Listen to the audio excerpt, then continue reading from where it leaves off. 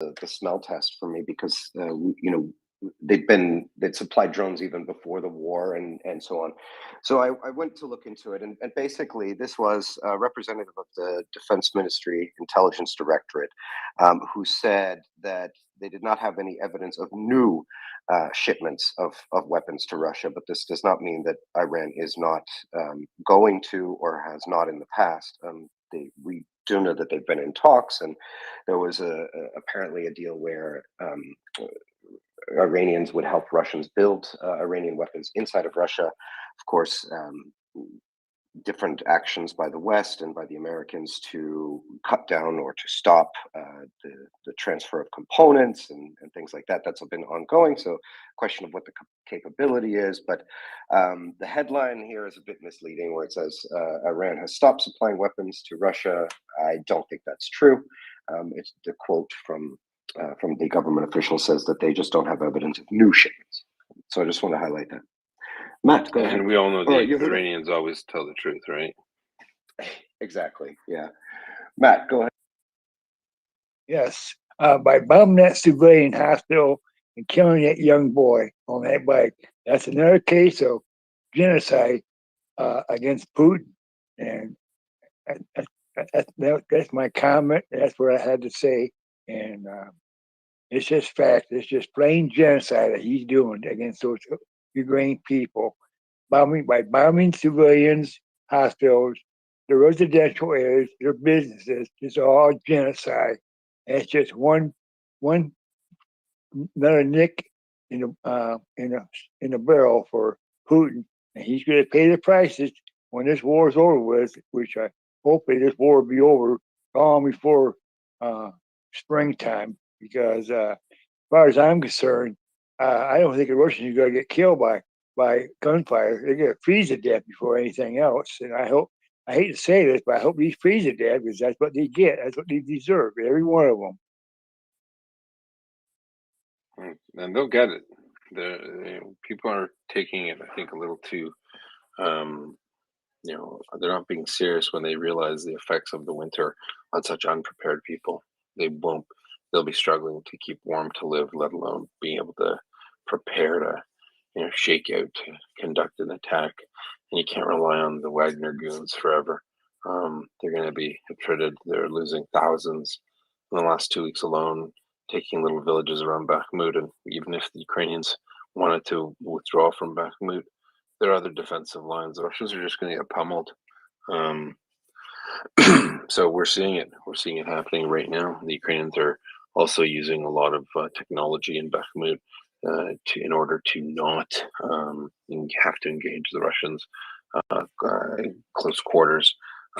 There's no need. The Russians want to spend thousands of lives to capture, non-existent strategic locations. Okay, that's the Ukrainians like, okay, but obviously any withdrawals or delays or mobile defenses are well thought out. So let's just remember that. I really am looking forward to the winter. Ukrainians will be able to conduct reliefs in place or RIPs more often. They'll be able to move people in and out just because the operational tempo is slower. There's less risk to do so. So they'll be able to have people warmed up, have some downtime, then back to the front and switch out. And the Russians aren't. They're just going to have the same people freezing to death in the same holes. It's going to be a nightmare for the Russians, an absolute nightmare. I don't think I have heard an increase of talking heads talking about the great mass of Russians that will be put in there and how it'll be a problem. It'll be a problem for the Russians. They just don't have the logistic supply prepared to support those troops. So bring the winter on, I guess. Really. Yeah, Yehuda, I mean, just to make this clear for listeners, I mean, there are going to be situations where, and I think they're already happening, where conscripts are going to arrive to the front line and they're going to be told to go into a foxhole, or some dugout, right? And they're going to get there and they're going to see their own future right in front of them. They're going to see the frozen bodies of the people who were there before still laying there. They're going to see the dismangled corpses of the people who have been hit by artillery still laying there. So this is the effect of the winter, and that's already happening. We're, it's a completely, it's an insane way of waging warfare, but that's what's happening now on the Russian front lines. In, 100%. in Ukraine, how long is it winter time? Is it just like here in the United States, about 6 months, or is it shorter? Depends. Yeah, you could look at it somewhere like New York State. Just look at a globe and go across. You could see.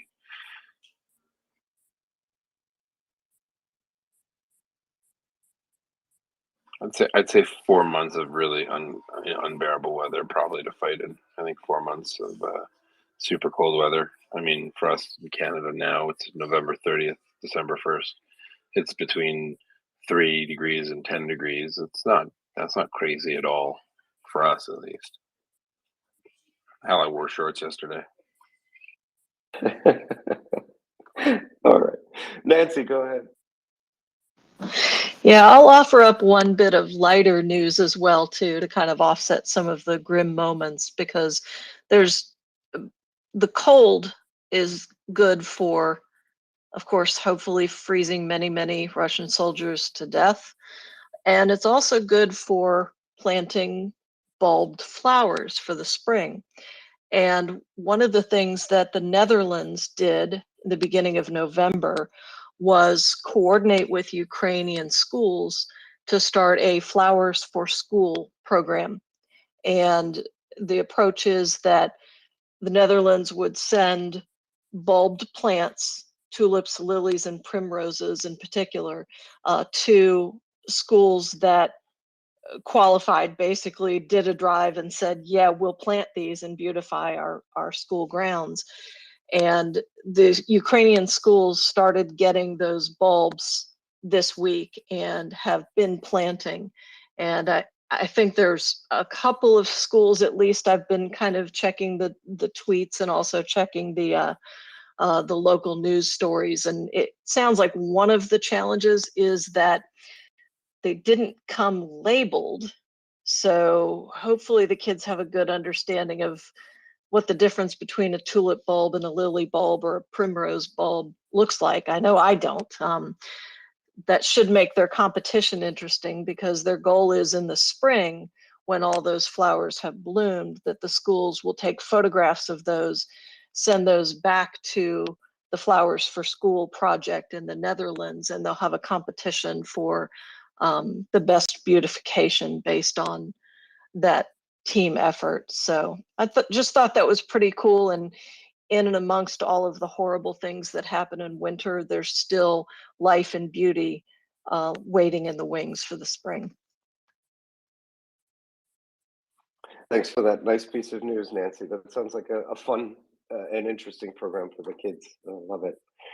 I wanted to, sorry to come back to the military stuff here, but we've got Yehuda, and I've got a question for you, Yehuda, and just kind of your thoughts on this Zaporizhia front. I mean, the speculation, Volodar and west of there, has been there for months. The Russians know it. We know it.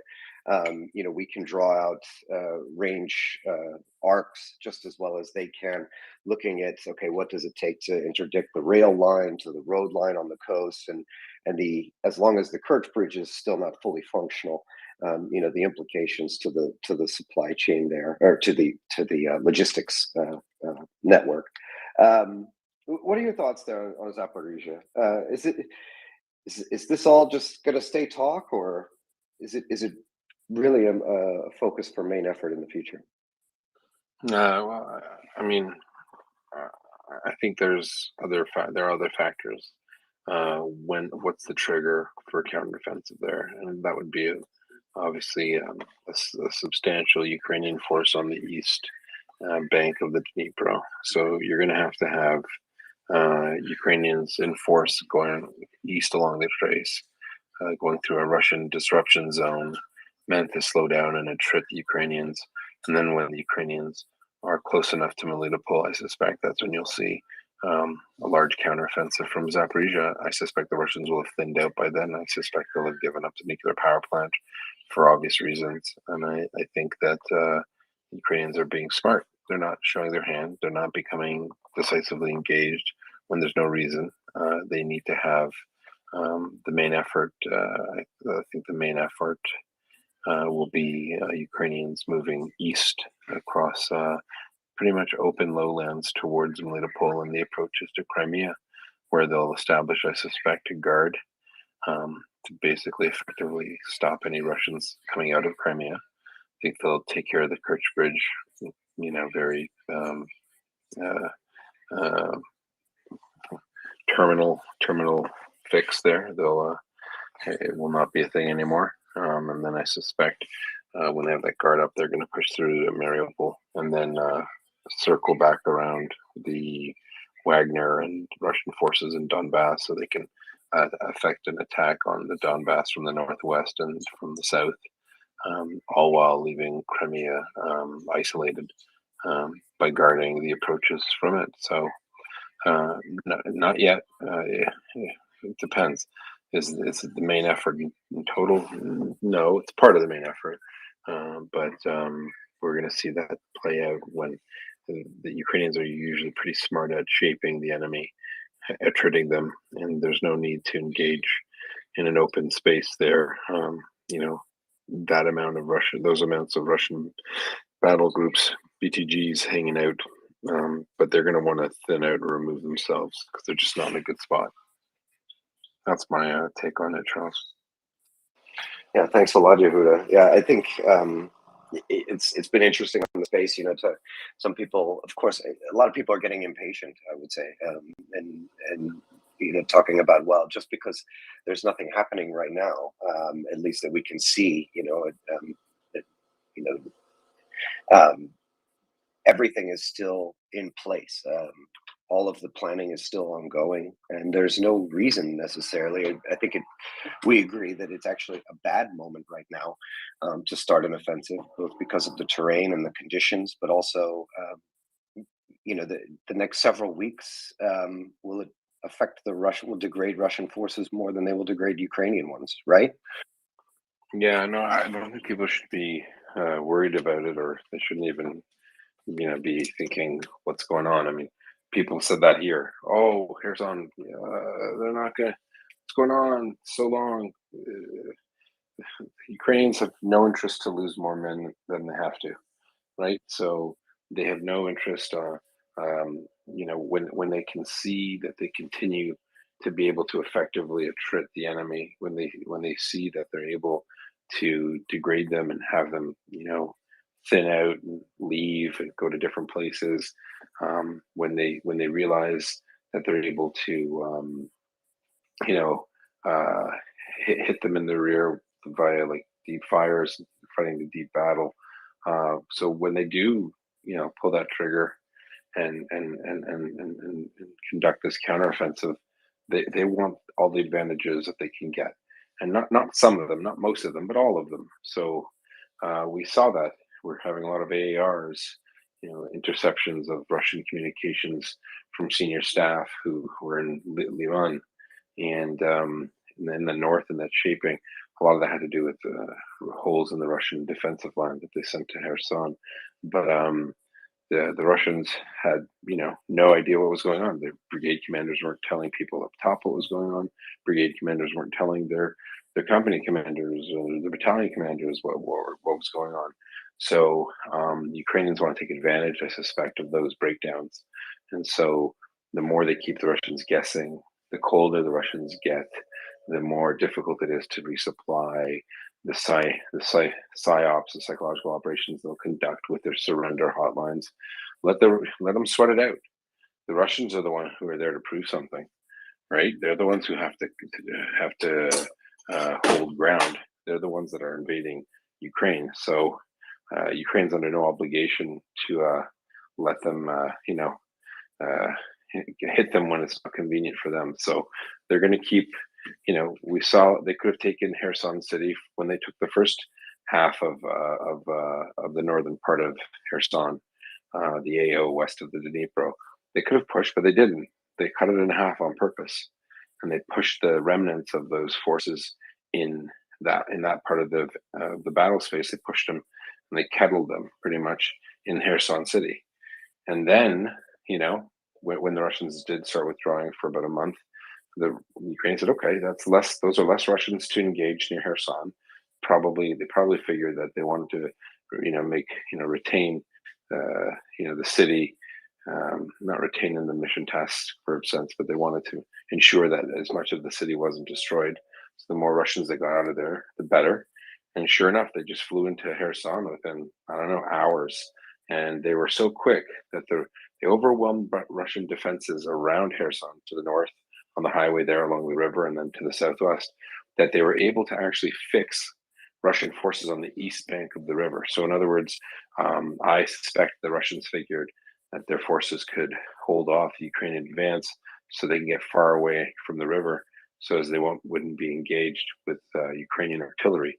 But in fact, for about 3-4 days after, you still had 10 brigades, 10 brigades, Russian brigades, obviously minus, but 10 Russian brigades plus 4 artillery brigades, 1 rocket artillery brigade, all fixed by Ukrainian artillery. They probably ran out of ammunition, I bet you the Ukrainians probably ran out of munitions for their artillery, and that was enough time for the Russians to be able to break contact and run away. So a lot of the equipment that they had brought over, which isn't a lot in total, was lost because all of those Russian forces were within a kilometer or 2 of the river, and they were just pounded, especially the ones in the south near Kherson, as it goes through almost like a conservation area. There's only one road, and it was muddy and wet. So it was a gong show. So perfectly planned. The Ukrainians thought, you know what? We're gonna get them where it suits us. We're gonna make our main effort will be at their weakest. So the hard part of that is timing, is figuring out, what those triggers are. So commanders have there are certain triggers for certain operations, as you know, Charles, and that those commanders like, okay, so here, boom, we'll do this. There was a trigger in the north when they saw, we're talking about attacking Kherson. The Russians have taken way too many brigades out of the north, and they've shoved them around, and the Ukrainians just pulled that trigger. Boom. Next thing you know, a 5-10 kilometer advance ended up becoming 50, right? And they totally routed the Russians in the north. I will say this to the day the war's over and beyond. This wasn't a trick. It wasn't a feint. The Ukrainians didn't lie and say they were going to take Kherson to get the Russians to move. The Russians just moved a whole bunch of troops, and they were able to capitalize on a Russian mistake. Yeah, thanks a lot. Yeah, thanks a lot. We were talking about what would happen after the fall of Kherson, and you mentioned it. They went across the river and they just stayed there. And the logical thing to do would have been to pull further to the southeast, get to higher ground, get to defendable ground, get out of 155 range in that low-lying flat there. But they didn't. They dug in. They built some kind of crazy defense in depth all the way down to the Black Sea, just to get themselves hit. I think they very tried. strange. I don't think that's what they did. I think they were fixed. I think they did have those defensive lines. Some of that was actually constructed on their way in, right? I think some people that could have been a disruption, but just actually near Novokhovka, there were about 5 brigades that were fixed. They just couldn't leave, and same in the south. So yeah, I suspect that those defenses were part of the disruption zone plan, right? They were setting up a disruption zone. I truly believe that those 3 or 4 days they wanted to leave. There is no high ground anywhere near there, right? And I've said this from the beginning. Once Kherson falls, everything east of the Dnieper to Melitopol is no bueno for Russians. So they're going to use the terrain. They're going to buy time with space. But I'm just saying that I suspect because the Ukrainians were able to come down and close that pocket so fast, it was hours. It was like 3 to 5, 6 hours, depending on which side you're talking about. And I don't think the Russians expected that.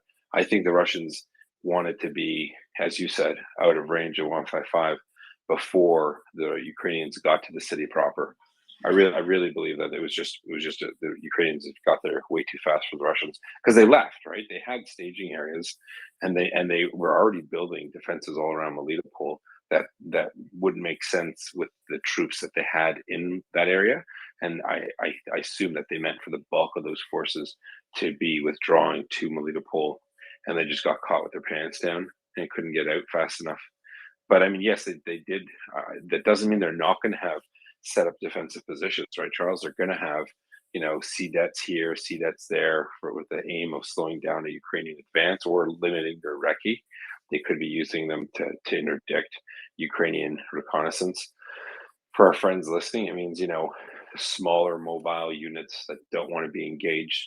That's what a recce is meant to do. It helps locate and define enemies, and then report back, and then, orders are made, and off you go, and you destroy those Russian defensive positions.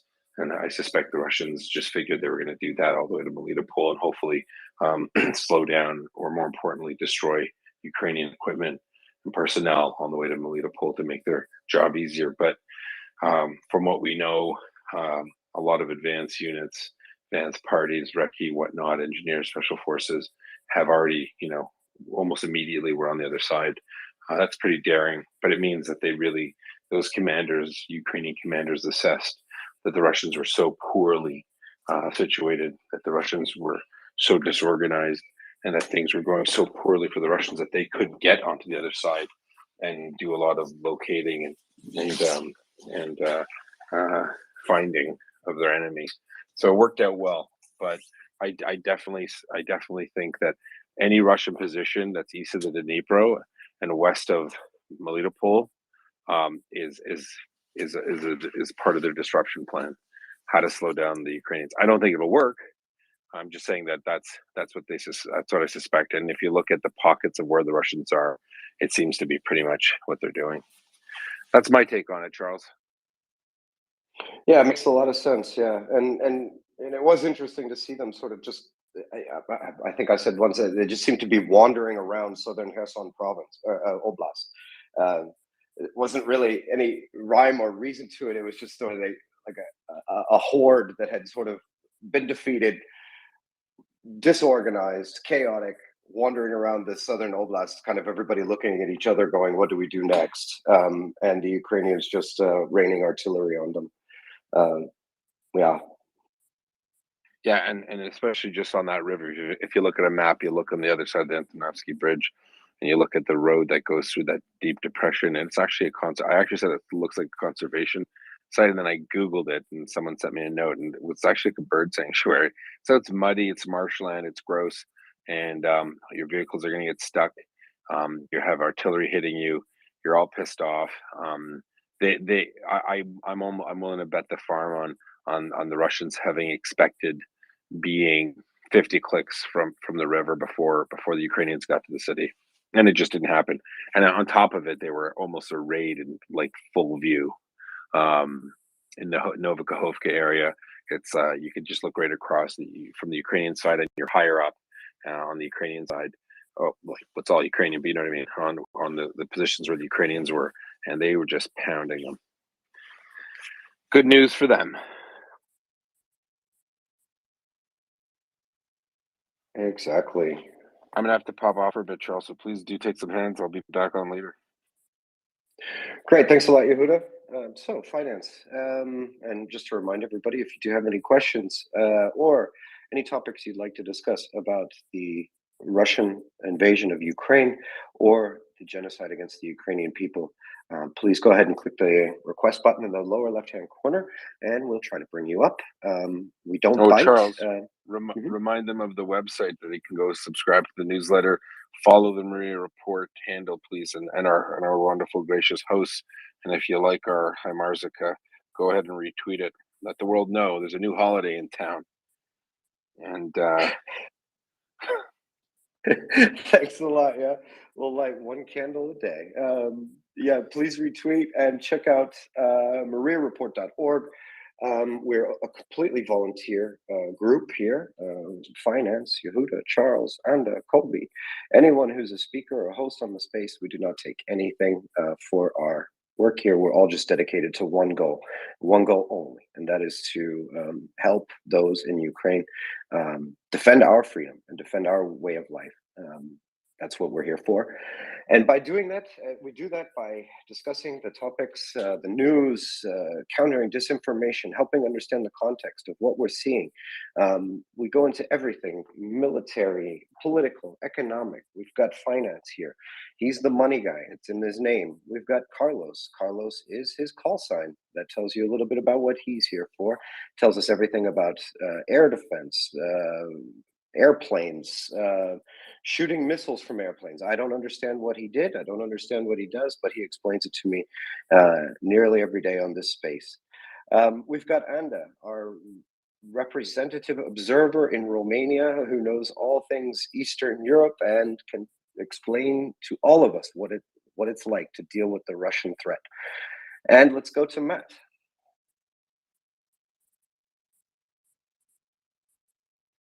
Matt, go ahead. Has there been any reports of any of the Russians deserting because of the cold weather?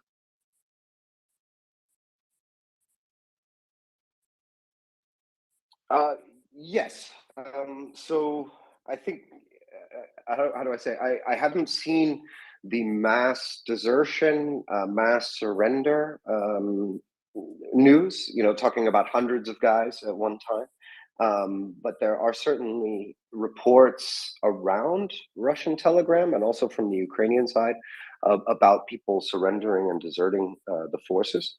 One item on the desertion, it's going to be very difficult for us to get information from Russian desertion where they leave their own lines and go back and try to flee their own area. The Russians are going to build up kinds of checkpoints, and they're going to be monitoring these conscripts very, very closely to make sure that they don't do that. Clearly, we know that they torture, murder, intimidate their own people who have done that, especially if you're anywhere near a Wagner group. So they are stuck in a difficult position. Desertions, I would say, what I've read, have not been extremely high, but we know they are happening. I expect them to go up, of course, as the situation becomes more and more hopeless. But there has been some self-censorship on Russian Telegram channels regarding morale and conditions of soldiers at the front, because they used to be quite open about it. And then they realized that all of us, like those of us who were in the MriyaReport, were reading it as well, and we were sort of enjoying it, and they didn't like it that we enjoyed it. Anda, to add? Thank you, Charles. Not exactly on the surrendering, but I can add a piece of news about how a camp near Ekaterinburg looks like. And this is Russian accounts and Russian recounts. And good morning. I forgot to say good morning. So the idea is they have so many at this point in training there. They didn't foresee the base was not designed to withhold so many people. So what they did was to put them all together in some sort of cots in a gym. Not only there, but there. One of the things that happened was they have caught probably COVID. So they are sick. They are stuck together in a very large room. They are sitting side by side in rows, and they don't have the medicine necessary to treat. They were required to bring their own stethoscopes or to buy some. and they require products like adagin. This is kind of an ibuprofen, right? It's this is what it has inside. It's a ibuprofen 400, which is usually the maximum amount of ibuprofen that you can have in one pill here in um, at least in Romania, and I suppose it's regulated all over the. It's the same thing because they have to sell um, in the area. What else? Nasal drops, pills for the throat. Amoxicillin, it's um, antibiotic. Usually, this is one of the things, one of the stronger antibiotics that is used um, when you have lung problems, but not only. Um, and some others. They don't have where to wash. They put money together and they go wash in the homes of the people who live around the base. Therefore, their life is bad from the get go, right?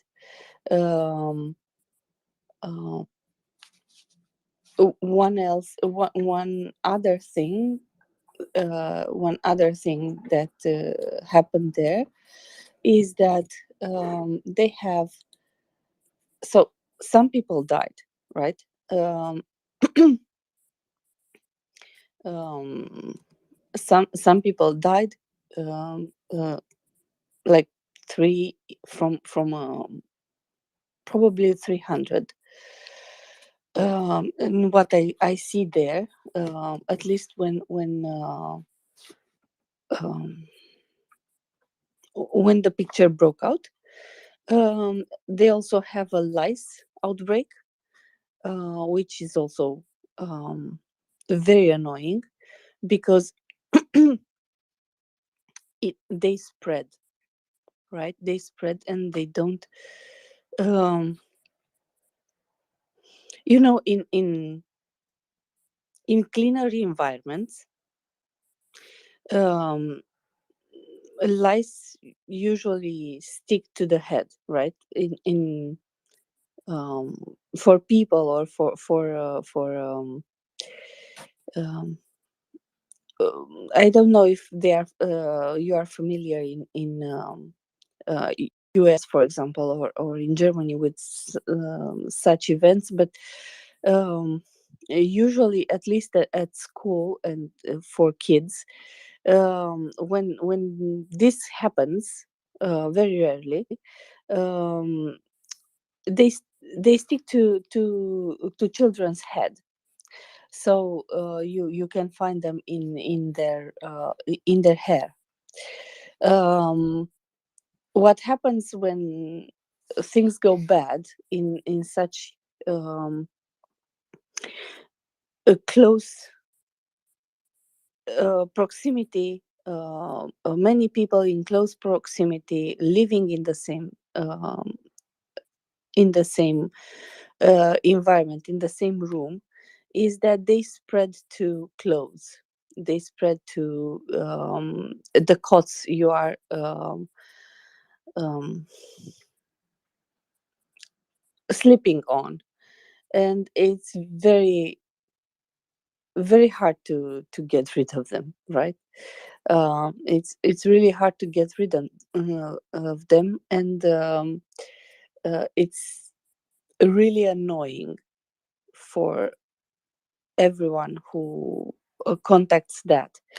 Um, Apart from other problems, um, and they have that, right? Which is probably something someone like you, Charles, who has been in um, US military, inconceivable, right? To my recollection, cleanliness, it's one of the requirements that you have for yourself um, as a soldier, because when you're clean, the chances to stay healthy are greater, right? Yeah, yeah, completely. I can proudly say, despite having gone long periods without a shower, that I have never had lice. I can't, and I have never had any kind of gastrointestinal disease from drinking bad water. That has neither one of those have ever happened to me. And I, yeah, there's so many reasons.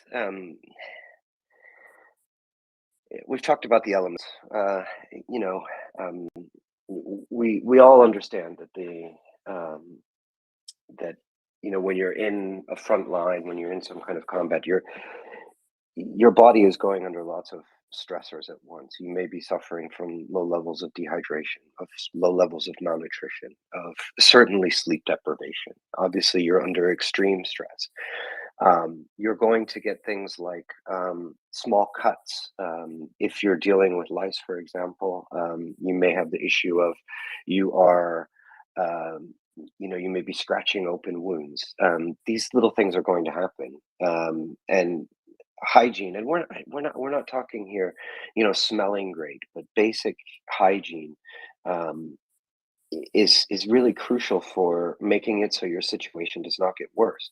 Um, Especially we're talking about a lot about the winter. I mean, and how when you get into the winter, the soldiers will start to see their bodies as machines. They are machines that are needed for certain things, not only physical to move and to shoot, but also to think. Um, and I have been in situations in combat where I've been in a mission briefing and my body has collapsed. I passed out in the middle of a crash to the ground due to lack of sleep, not eating well enough, and I got a stern talking to. Not that I had done anything impolite, but that I was not taking care of my body. I was not making sure that I was fully fit as a soldier, which meant poor decision making, and obviously incapacitation. So this all fits together. And as Yehuda mentioned, relief in place, being able to get guys off those front lines, even if it's just every 3-4 days, replacing guards out in those foxholes every 2-3-4-5 hours.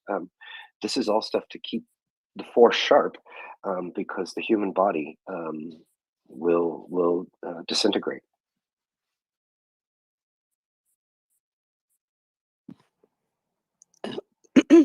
Basically, it shuts down, like you said, at some point, right? Like you said, it happened to you um, when you dropped down.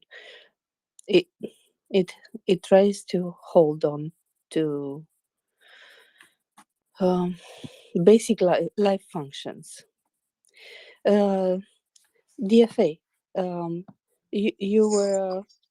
you are Dave, a paramedic. Uh, can Hi, hi? Can you talk to us about how the body is reacting, the stages of shutting down, for example? oh, sure.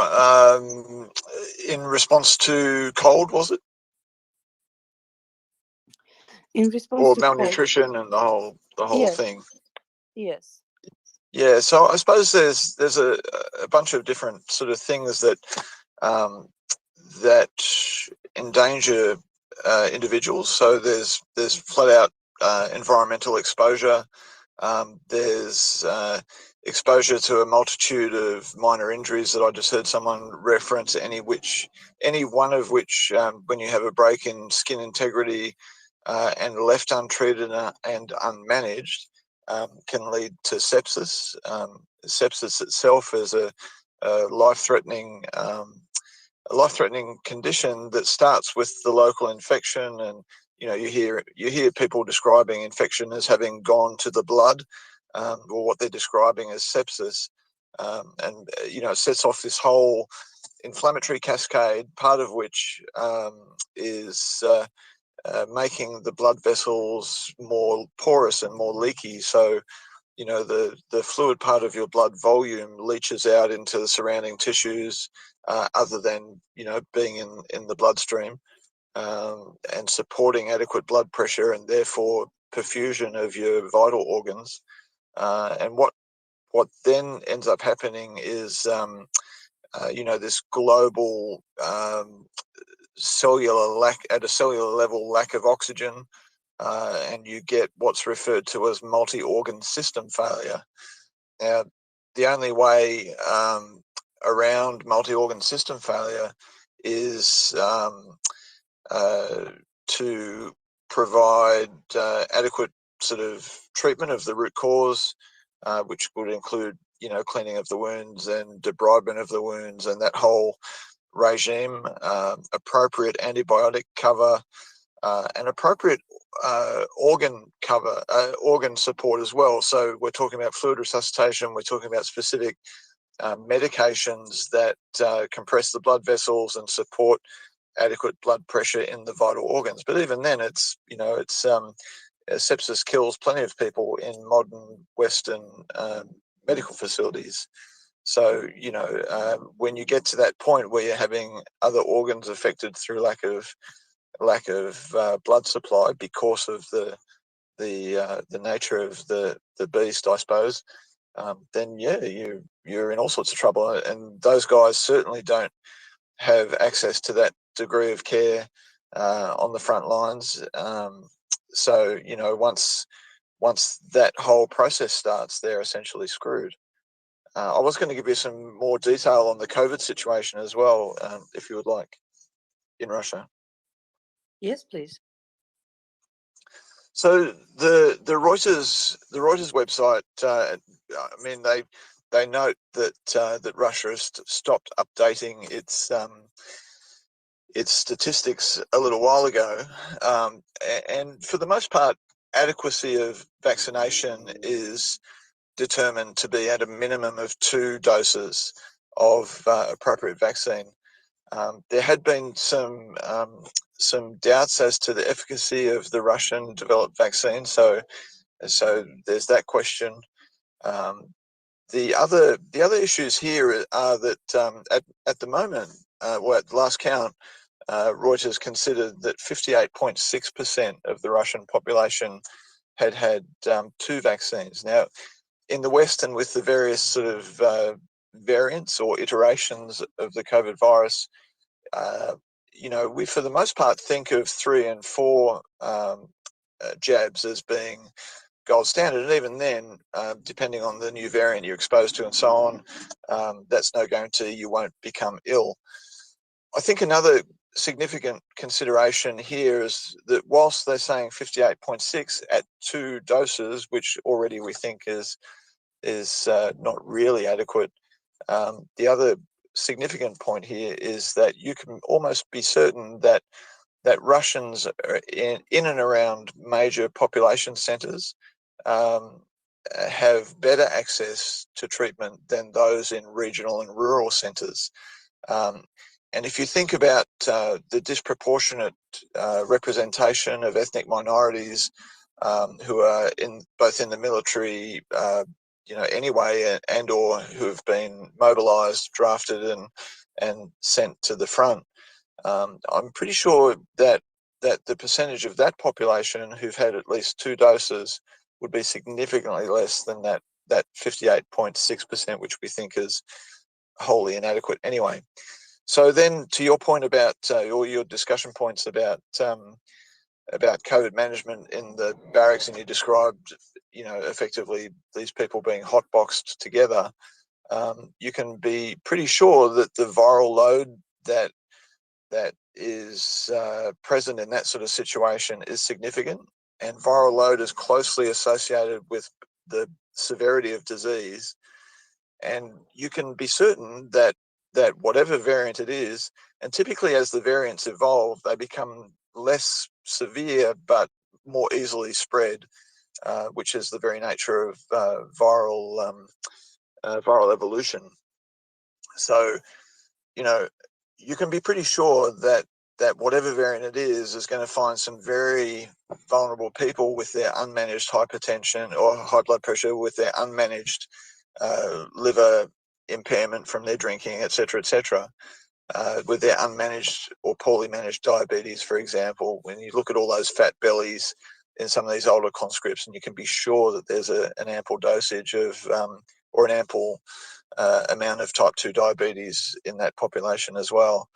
So, you know, these people are sitting pretty for a disproportionate death rate from COVID infection, which, you know, what do you have to say about that other than Slava Ukraine?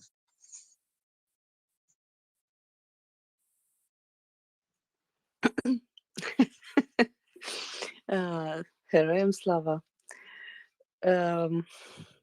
So I have questions.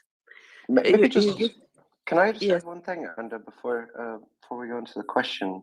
Just what's interesting to me, because we talk a lot about the death of Russian soldiers, rightly so, and you know, whether it be through disease or be through exposure to the elements. What's fascinating for me, or what I look at, is not just the death, but the incapacitation. There's certainly a stage between being an effective soldier and, of course, actually perishing. And you know, even if, when I look at defensive fortifications being built and different plans being made by the Russian army, you know, I'm looking at, okay, well, what are the people who are actually in that? And even if they are not frostbitten, and even if they are not perishing from COVID or other respiratory or gastrointestinal diseases from lack of hygiene, they're certainly incapacitated, and we see that in so many videos, so many reports. Just that Russian soldiers aren't able to think, they aren't able to move, and that's interesting for me. Sorry, Anda. It's a good point, actually. And if I could just respond to that briefly, yeah, this is a good point, because the post illness, and this is just with respect to COVID, but you know, the post illness course that a lot of people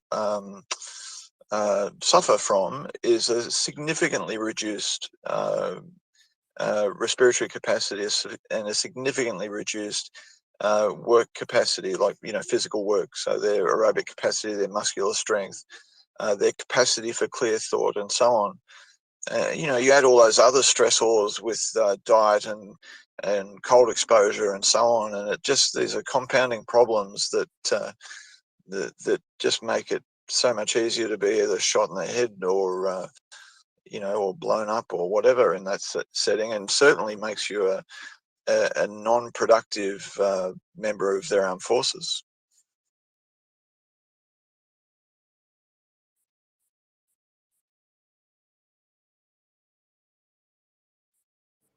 Anda? Yes. So I was thinking about the about the same line. So about your productivity as a person when you wake up, right? You have this all these conditions. You mentioned earlier, for example, any breaking in the skin, right?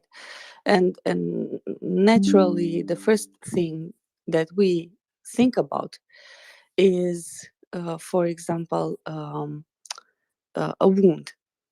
But it doesn't have to be a wound. It is really cold outside, and it's really dry, and the skin dries up. Right, when it dries up, it cracks. When it cracks, and you have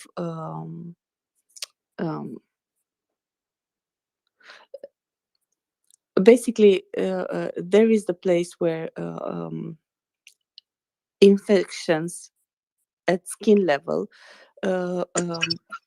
thrive, right?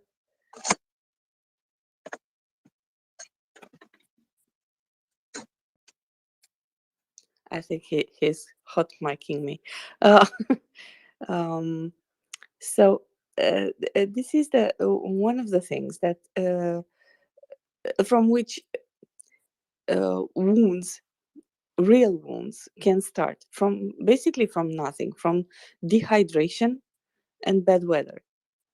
And this is not when skin starts to crack. It's also it's painful and it's jarring, right? It's not a um, it's annoying, but it makes your life hell. And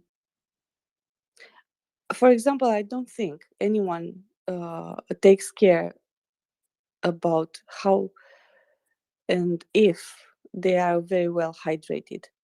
Um, Cold is one of the um, environments in which your body goes um, needs hydration as much as as much as it does in the summer. And I know it sounds silly, uh, but the body uses a lot of energy, and for that it uses a lot of um,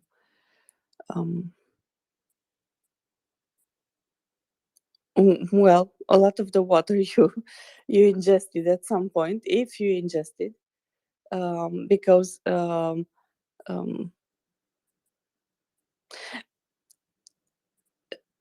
because alcohol is not helping, right? Alcohol um, doesn't count as hydration.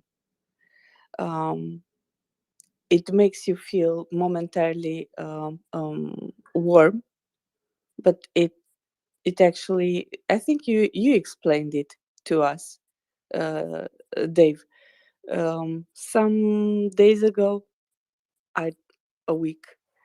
The fact that it pushes the blood from the core to the extremities. Anyway, um, this was what went through my mind when Charles earlier said about the conscripts being sent to a foxhole, and you have another soldier there, right? Or someone who died on the road. Um, Yeah, definitely. I mean, alcohol is of course just going to make any of these problems just that much worse.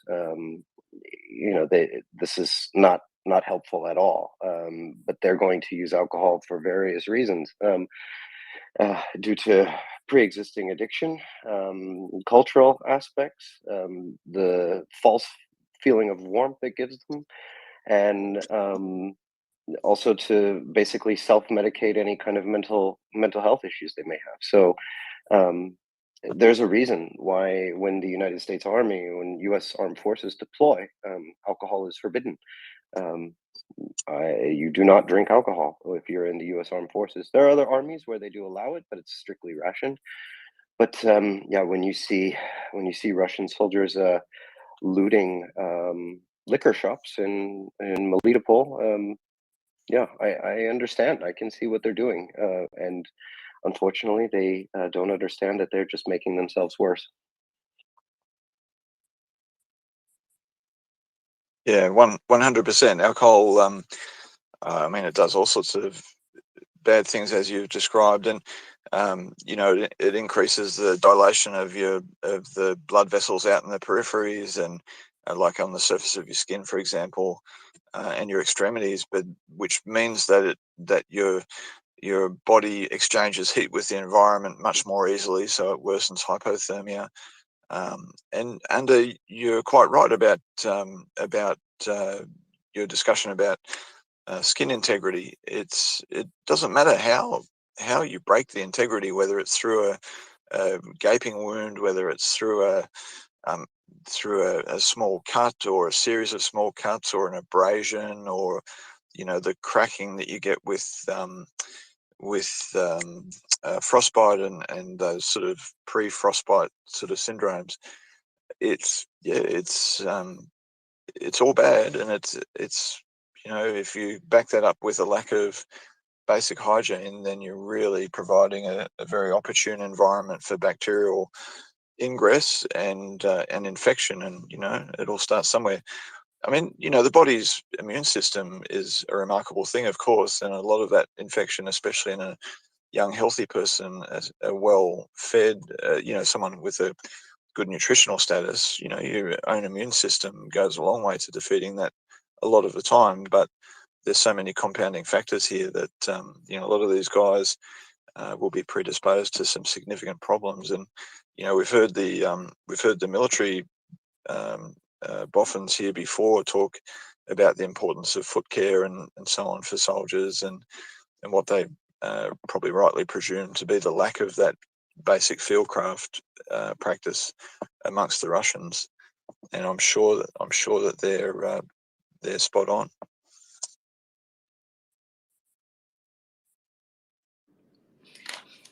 I'm gonna get, it's morning, and I'm gonna get even more gruesome than I was. But I promise to move from this subject right after. I live in gruesome. So,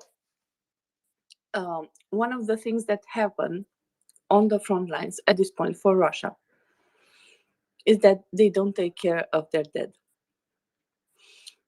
What this means is they are not burying them, they are not taking care of them, right? Like you find your buddy or your colleague dead, you just leave it there and move on, right? Which is for when your life is at threat, it's a good choice, right? But usually after that, you tend to consider, right, burying your dead. One of the things that comes with one of the things that is the reasons for which you bury your dead is because they decompose. It's granted during winter, this process is reduced because it's basically like having them in the freezer.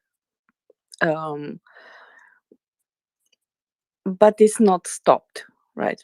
And I think some part of the infections and the problems they have is that, for example, they need to use some facilities in which someone else died, person who wasn't taken care of properly, and who rested there for some hours, and you have to take his place. And it's not like you're there with, I don't know, disinfectant and stuff like that. So they don't have basic medicine and sometimes soap. So it doesn't have how to end well. I don't know how to put this. Well, and let me put it to you this way, that we have, as humans, we have this primal revulsion when it comes to putrefying dead bodies, and the reason for that is actually quite simple, because ever since we've climbed out of the trees or stumbled out of caves, we realize, we appreciate instinctively that a putrefying dead body poses a danger to our own well-being, and that danger comes from a couple of different or through a couple of different avenues. one of which is the fact that as a body decomposes and putrefies, the bacterial load in that body is huge, and it will contaminate a water source. It will and bring illness and disease to the community.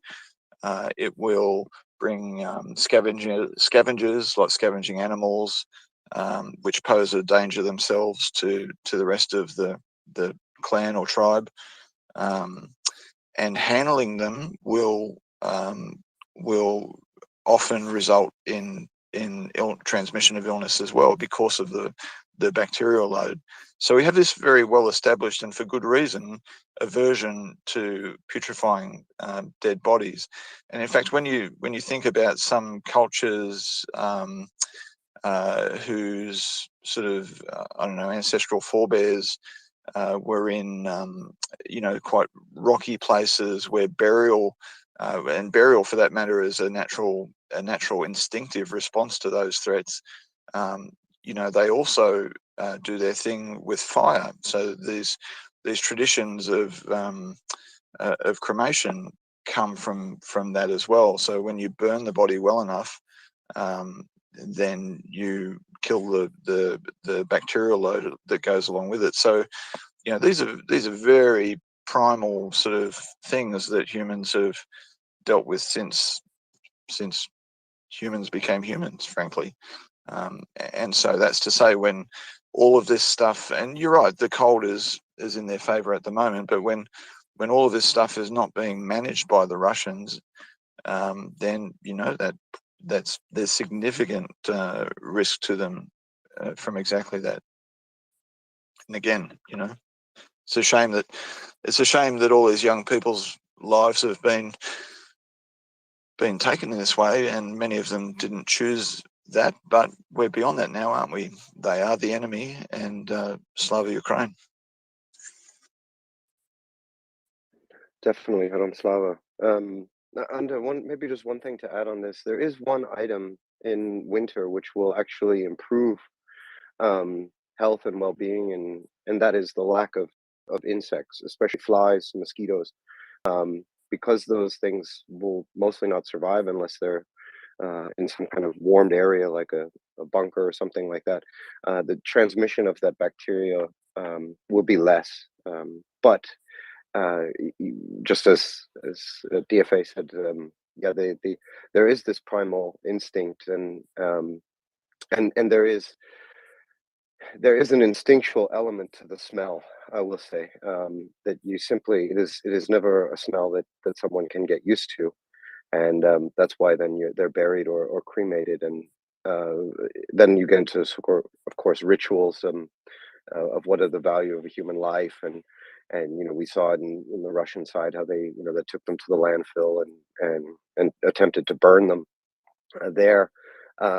But yeah, just like we may see in wars from the past, in many cases it's too dangerous to try to recover and retrieve um, both the wounded and the dead. Added on top of that is of course a layer of human value. But yeah, I think both sides will, if possible, try to handle those corpses and any kind of scavengers, as Dave mentioned.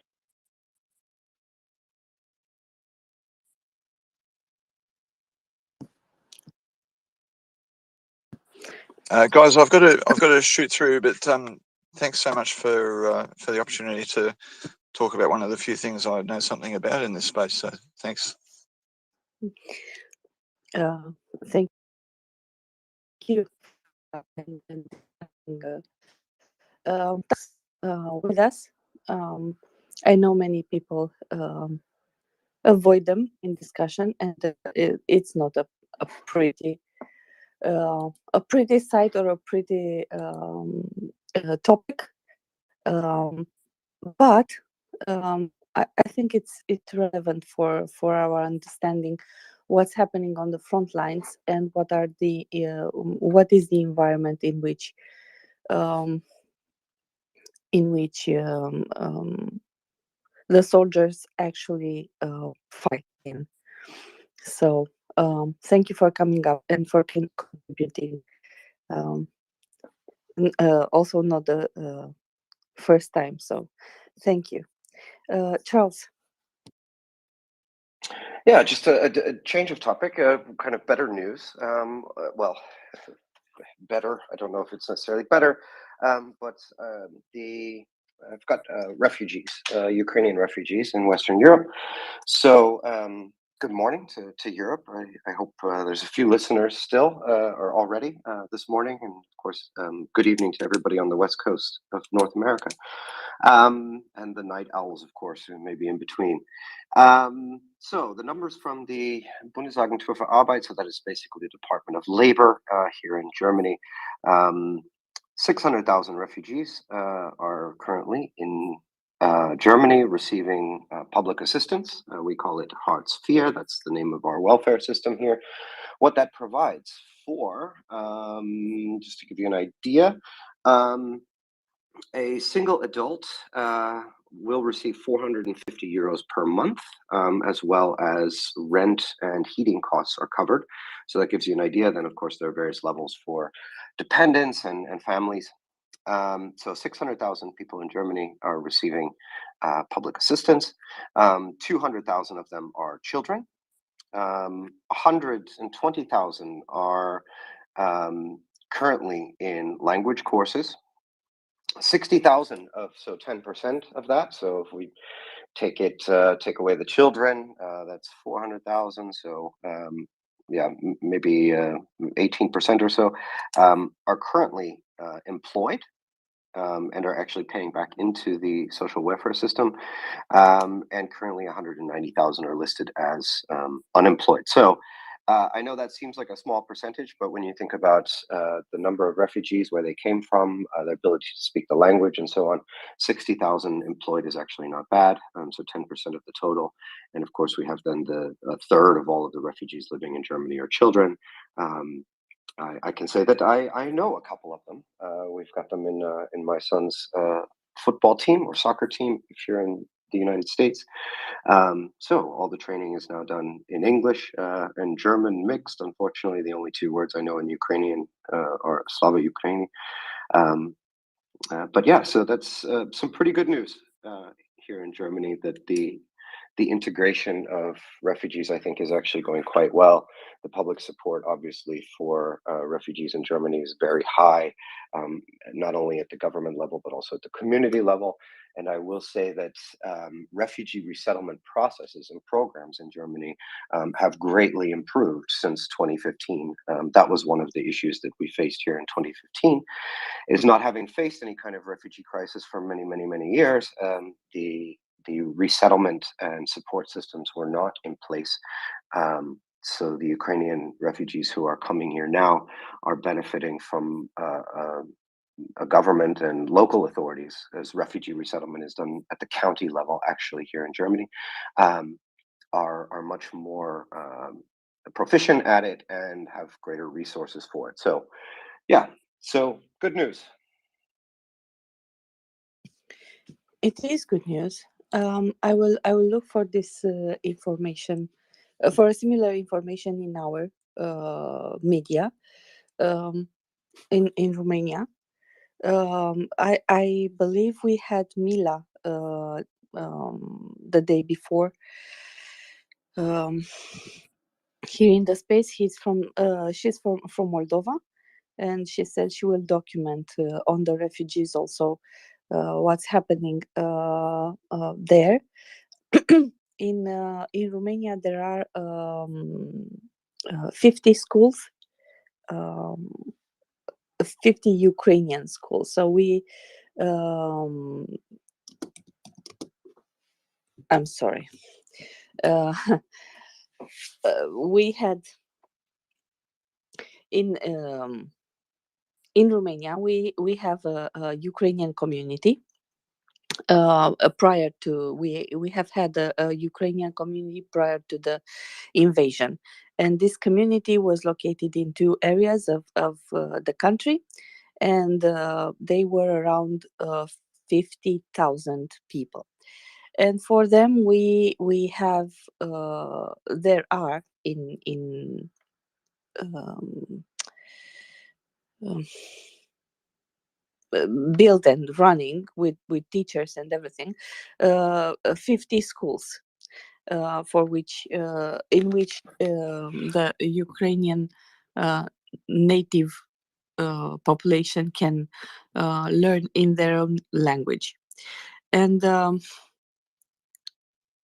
actually, these schools came in very handy because they could talk in Ukrainian or in Russian. It was easier to adapt in those areas. Most of the refugees who stayed in the country, they were not many.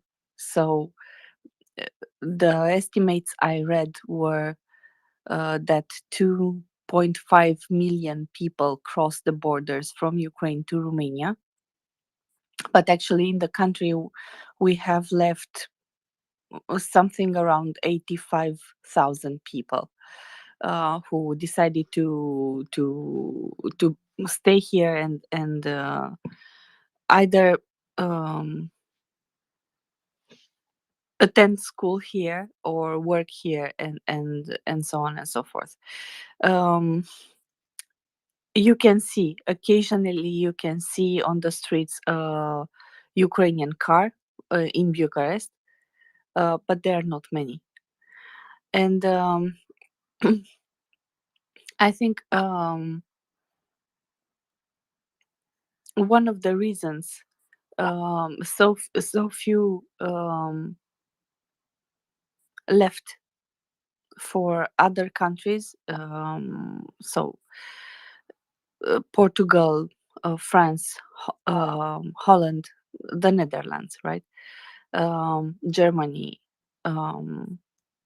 is that there are strong communities there, and they are perceived anyway as better options to live and make a life for yourself than Romania.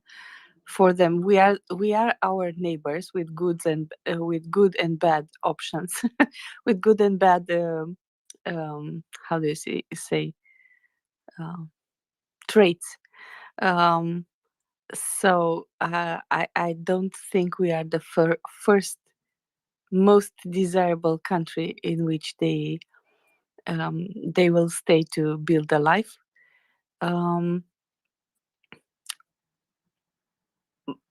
The sole advantage is this, the fact that there are the Ukrainian schools and also pretty much all the older generation, so people who were like 20, 25 during the communist times when the revolution happened. um, Pretty much everyone knows Russian as a language because it was compulsory. It was one of the languages you had to learn in school. Usually in Romania, the two languages that were taught were Russian and French. Um, this changed after the revolution, right? This changed, I think, a bit prior the revolution, when German became a language taught in some schools, but not many, and English was also a language that was taken into account to be used, um, to be taught in school, but also it was infrequent. So um,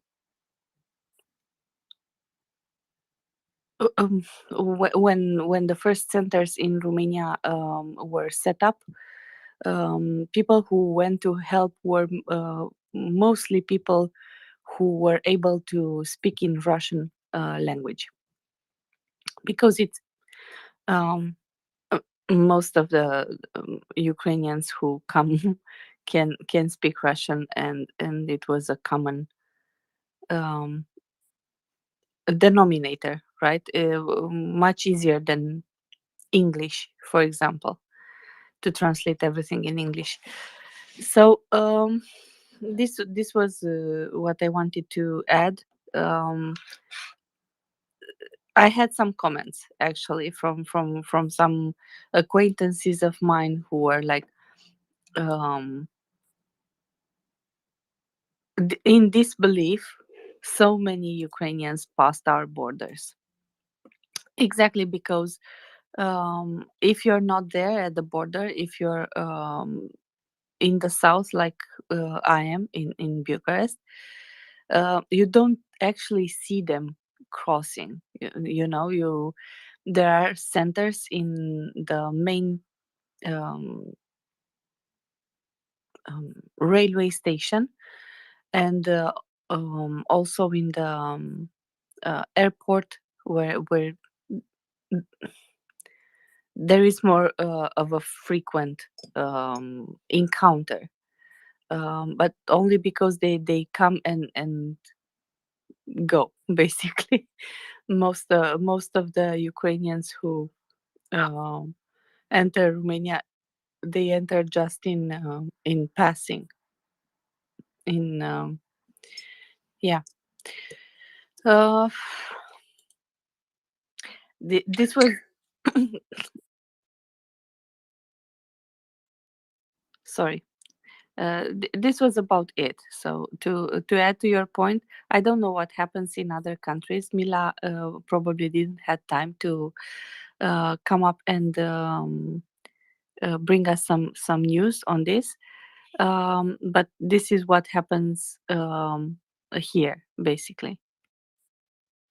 Yeah, well, refugee resettlement and sponsorship happens in different ways in different countries. I can only compare the United States and in Germany. So in the United States, they leverage their community organizations and charity infrastructure. So typically, the way it works in the United States is, at least it did back in the 1990s when we were dealing with Kosovo refugees and refugees from former Yugoslavia. Um, is that often sponsors are churches. So local churches will sponsor families, and there's a certain sort of checklist or there's certain responsibilities that they have to fulfill, such as language, opportunity for employment, place to live, safety, support in enrolling in schools, and so on. So that's how it's leveraged in the United States. In Germany, it's actually more. It's a government duty. It's handled, as I mentioned, by the county, which then will do all of those same functions.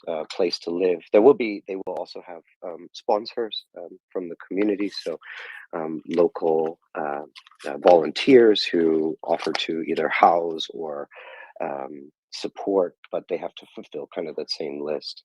Yeah, so that's kind of how it works. And the question is, of course, then how efficient and in which area you are.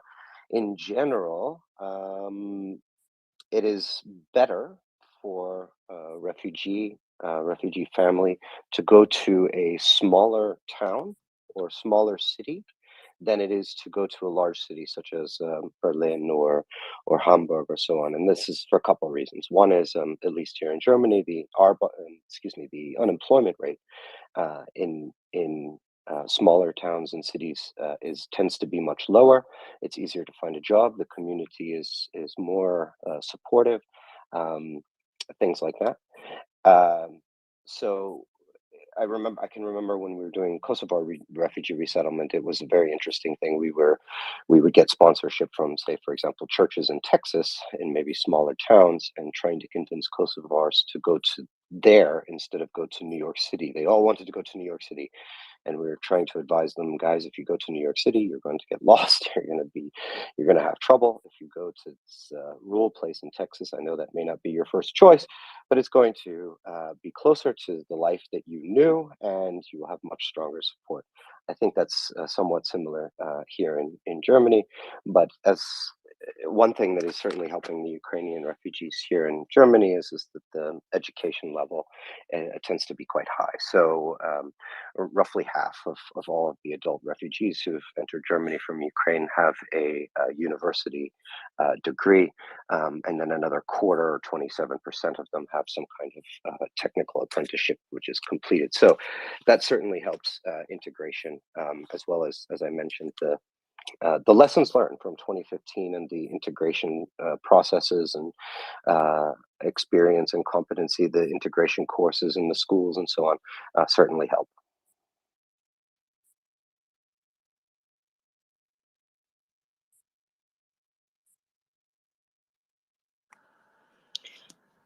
And I think it's easier also for the children, right? If you go in a quiet, quieter, at least, environment, in a smaller town that you can learn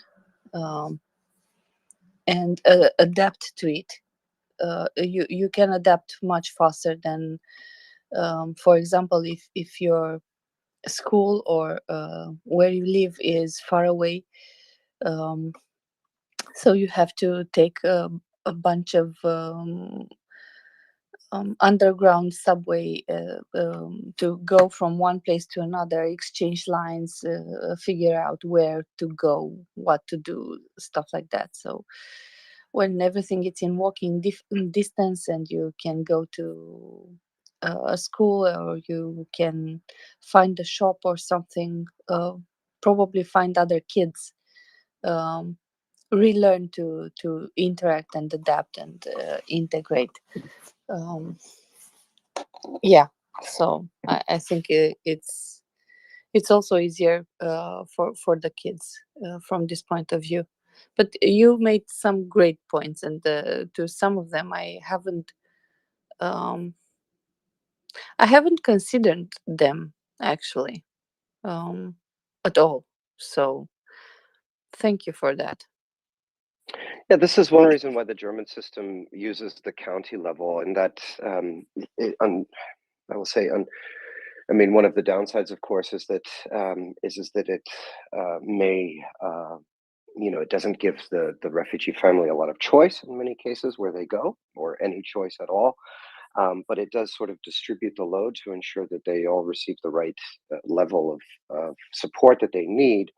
Of course, then one of the downsides is that they may feel isolated in these communities. If there's no Ukrainian diaspora, if there's no one who speaks their language and eats the same food or whatever, that certainly can be a downside. But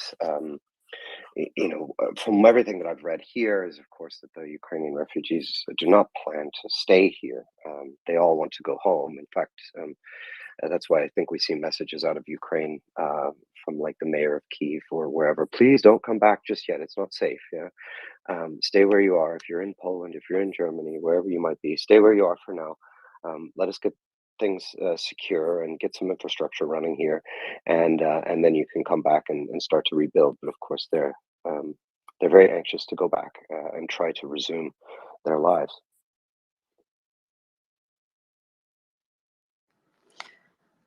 I think it's natural, and it's not only about comfort. Most of the families who have left are composed of a mother and 1-2 children. It's not often you see the father with them, because most of them are left in Ukraine to fight. So it's not only you have had a home, big or small, it doesn't matter, it was yours, and the life there, but you also have family there, right? And I think that's one strong pull. It's not like there was, so for example, in Romania, some of the one of the phenomenons that happened was that we had migration.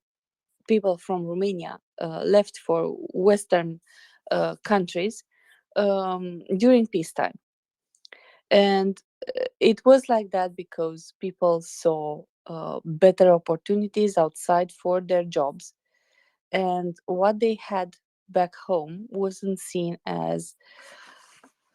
um, as valuable, right? But they were not threatened. It was a stasis. It was something that was constant.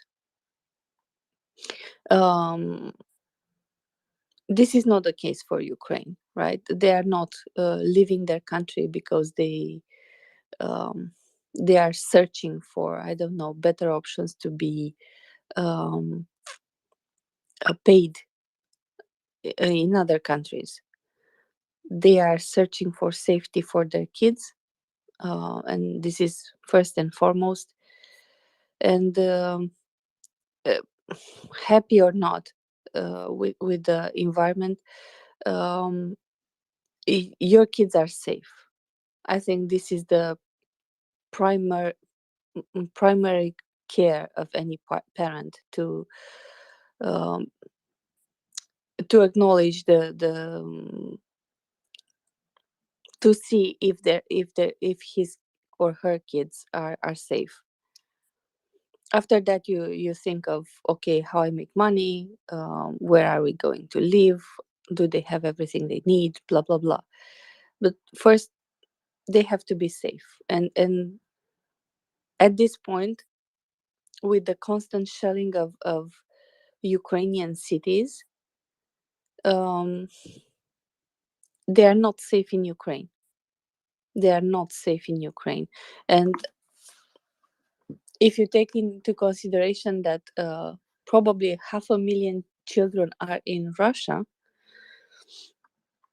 and the fact that a lot of children are in Europe at this point from Ukraine, um, it kind of um, pushes in the forefront of your mind um, the the need that after the war is won, to have um,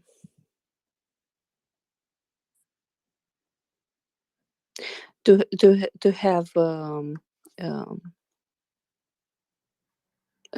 how do you say, I'm not sure. a Reunion, repopulation. repopulation. Yes, repopulation. So you have to bring the kids back. You have to repopulate the areas which have been deserted, because we are talking about reconstruction. But first, that's not done uh, without people. You need the constructors to be there, right? And second, um, you build the houses and the schools for the kids, and you have very few left at this moment in Ukraine. And it's a good thing, because you they are the most vulnerable and defenseless. um, I was talking at the beginning of the war uh, about some basic things that you have to teach your child, uh, because at the beginning of the war, some of the children got lost from their parents, right? They got lost from their parents on the way to the shelter. They got separated, and then they were alone on the streets and not knowing how to get home, and not knowing their name, right, or their full name, where the shelter was, and so on and so forth. And you have to have someone who picks them up from the street and takes them to the police, and then the parent to come to the police as a process, right? It's, as an adult, is a hard thing. As a child is even harder when you get lost and you don't know where you are. you don't know where your parents are. There is a shelling, noises, alarms, and everything. So I was talking at that point of the need to have small drills, right, like in the army. What's your name? What's your age? Where do you live? To take them as basic information they need to memorize, right? To take them to walk around the neighborhood and to see at least once or twice the path to the shelter and back, for them to try to memorize, even if they are lost from you, they will know how to get home or how to get to the shelter. um, and they are bright. We have had in Romania that made a sensation. A young boy from Ukraine, he was 11. He had some papers on which there were written the address, where to go, what to do, and he crossed the border by himself.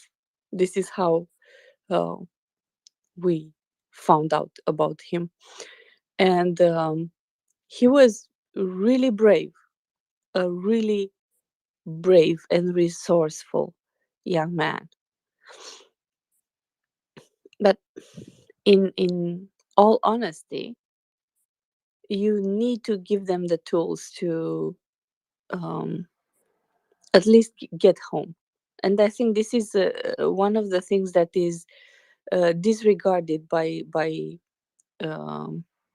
parents um, all over the world. It's not just in Ukraine; it's in Romania too. Most kids are also always how do you say, um, with an adult, right? Accompanied by an adult, and therefore um, they are not required from anyone to actually memorize and learn how to get home from one point to another.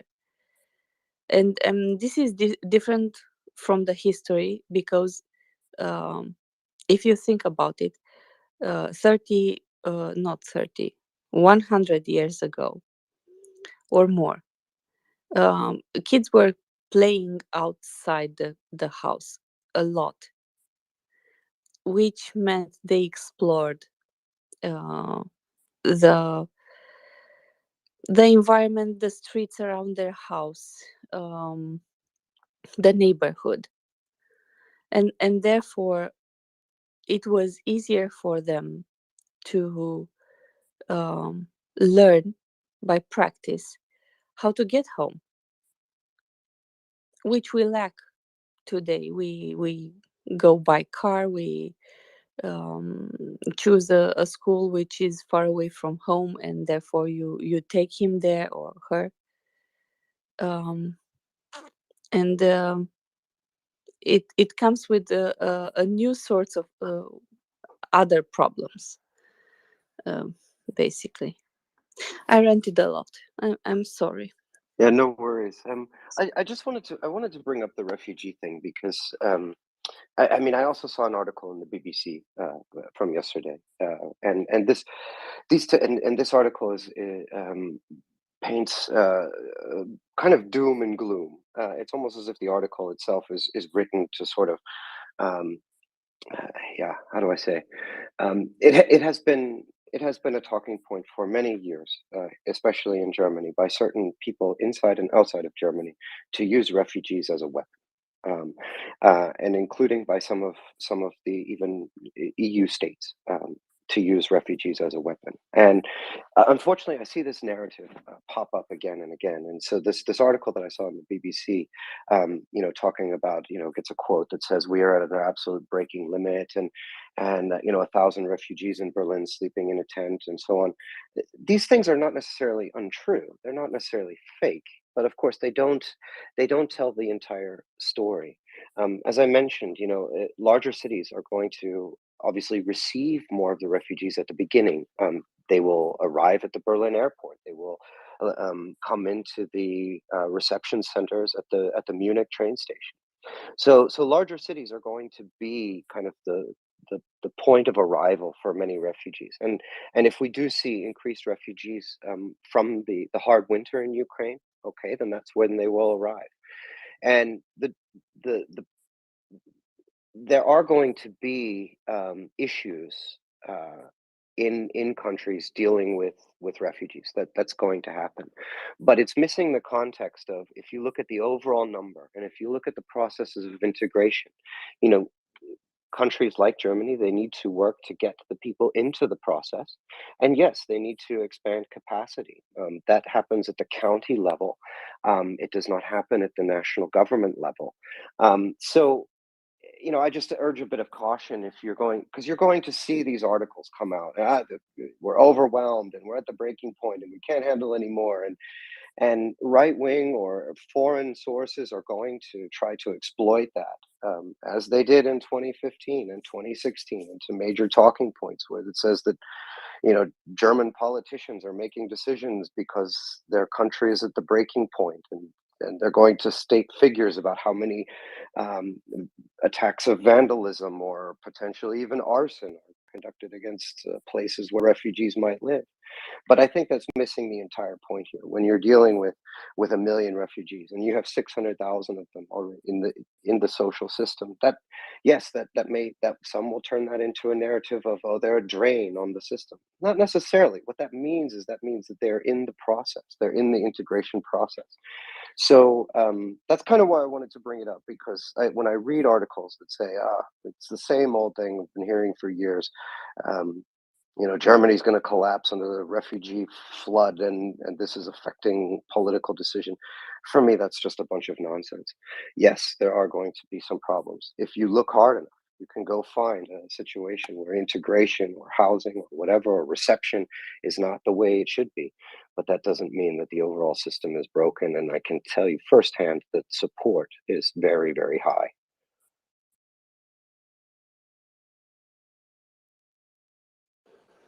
I'm actually very glad to hear that. And I think it is important. Also for their morale, you know, um, and the morale of the soldiers who are back home. Knowing your family is safe and taken care of and in good hands, I think that's an awesome thing.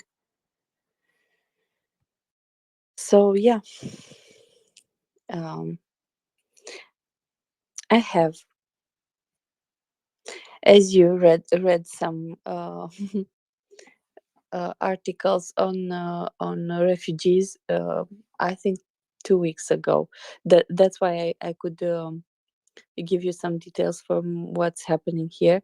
But I think it's really important what you shared, and there are, unfortunately, in some cases, many people who try to take advantage, political advantage, on um, on the misfortune of others, and on showing.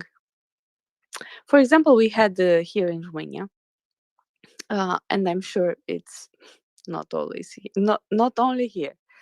Um, when a certain TV show or TV news channel wanted to portray a certain image of what's happening, they would um,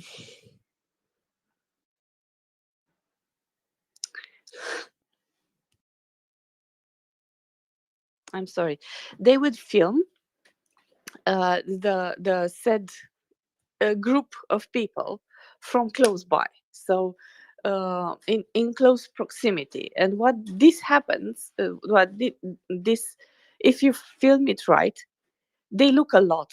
They look like there are a lot of people in a, the area, right? They say it's in that square or that square, and the area, how big it is, and they show you a snippet of it with a close caption of some people, and you think for yourself, wow, there are so many.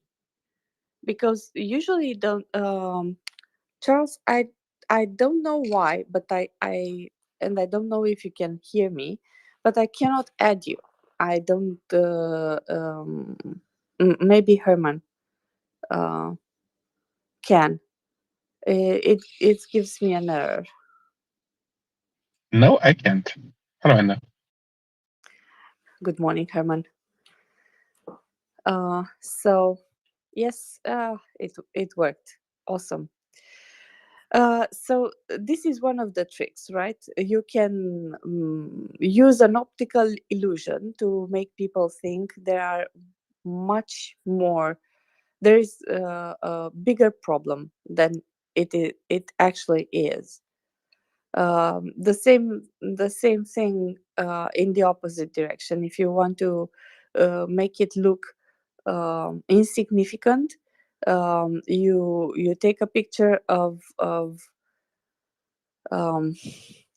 half of the persons who are there, or from an angle from which you can see that, I don't know, three quarters of that square is empty. So you can point out and say, look, there are not so many. They are protesting, but it's insignificant. So some news media can use at some point or another this kind of I call it manipulation, right? When you do this, it's one way of manipulating public opinion and to actually be dishonest. And well, going a step forward is one way of helping one party or another, depending with whom you are siding, whom you are supporting. Irish, good morning. Good morning. Good afternoon from Australia. Can you hear me okay? Yes, we do. Okay.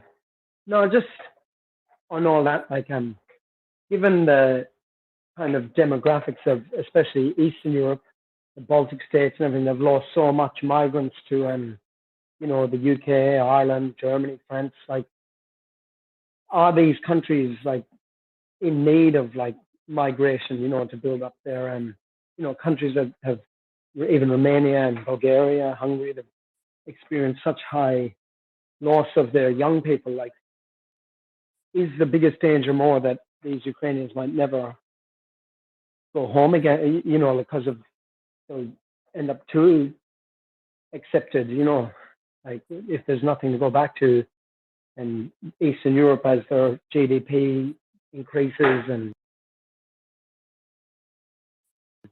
the manufacturing and everything's starting to move to Estonia, Poland, and even here in the States, and Washington are in China. Eastern, Ukrainians, especially to, a lot of the Poland and everything, isn't that hard to, they can communicate on a basic level. Is there a big need of skilled migrants, and are the Ukrainians going to fill that gap? I think I can take that. Can I have a quick mic check, please? You're good? Sorry, I'm a little bit under the weather. Yeah, I couldn't hear Irish very well, so but I think I got what you're coming from. So yes, of course. I mean, when you are coming to another country and you have a certain skill set and you see this country has much more to offer to you and your skill set is needed, there's of course the chance that you say, hey, why don't I just take my chances here? And I'm such more productive here. I'm so more successful. I have better opportunities. I like the weather better, and yada yada. I mean, that's what happened in my life. That's how I ended up in the United States. I'm originally from Germany.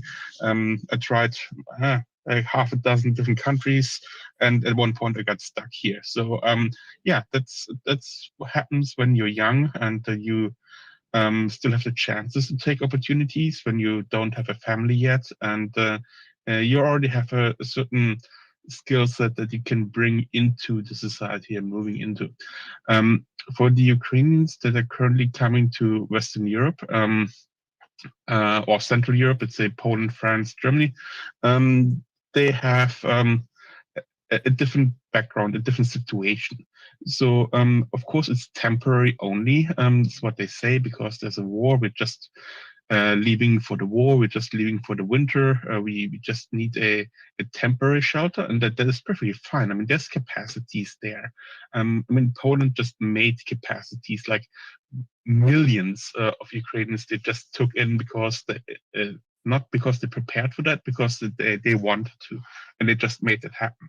And Germany still has a better fraction of 1 million refugees from the Syrian war in the country. There's still a lot of capacities. There's maybe not as much will to make capacities because Germany just tends to be slower in doing things than other countries and being slower in reacting to things.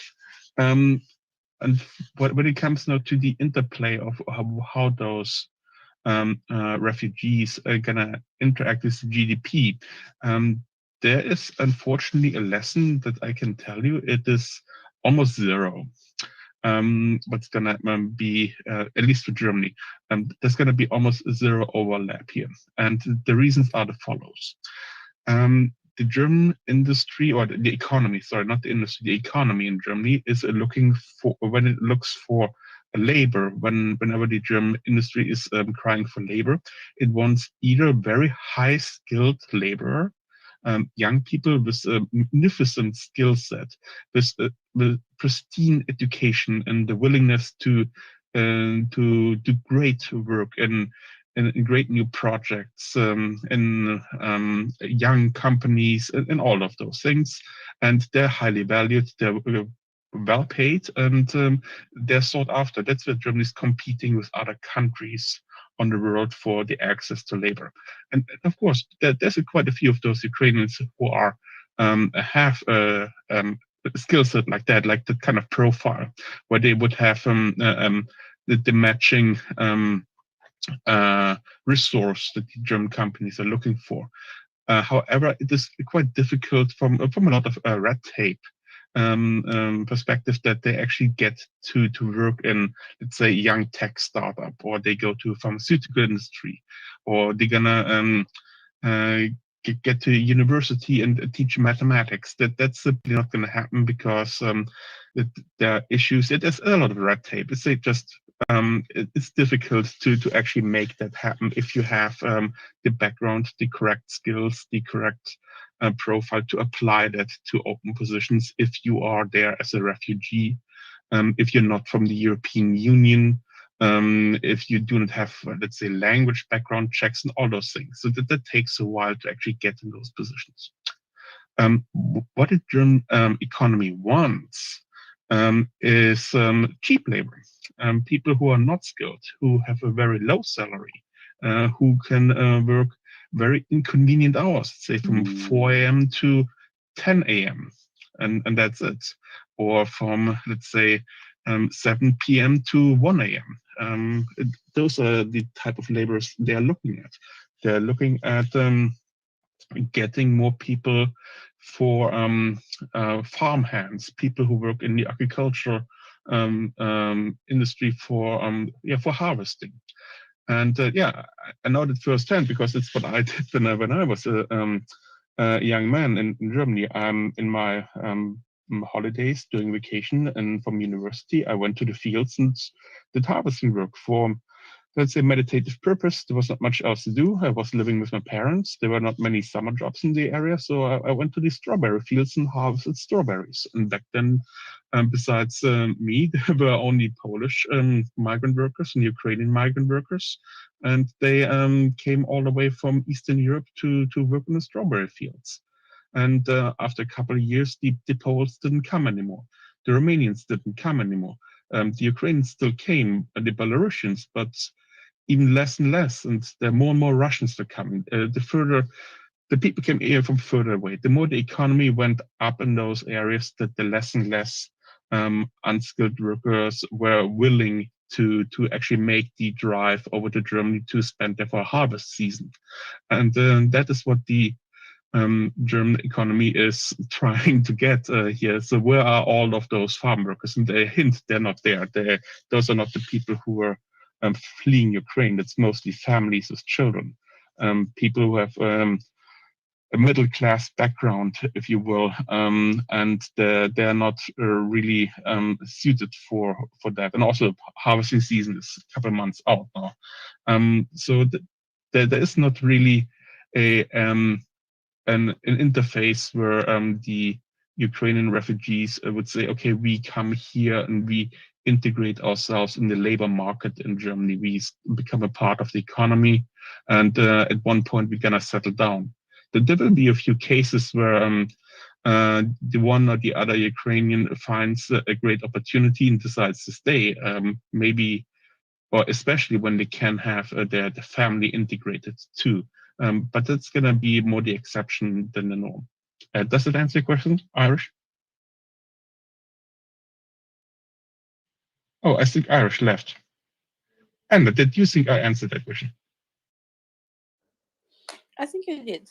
And at some of the points you were making, I haven't considered. I know there are a lot of, for example, a lot of Romanians who go and do those menial jobs because there are a lot of there are a lot of opportunities in Germany, in Italy, in Spain, in this field, in England sometimes, and also because they are better paid, right? At least from Romania, the people who are going are not. Let's say that most of them don't have the high school finished, right? So they don't have many opportunities in the country to earn nowhere near what they could earn in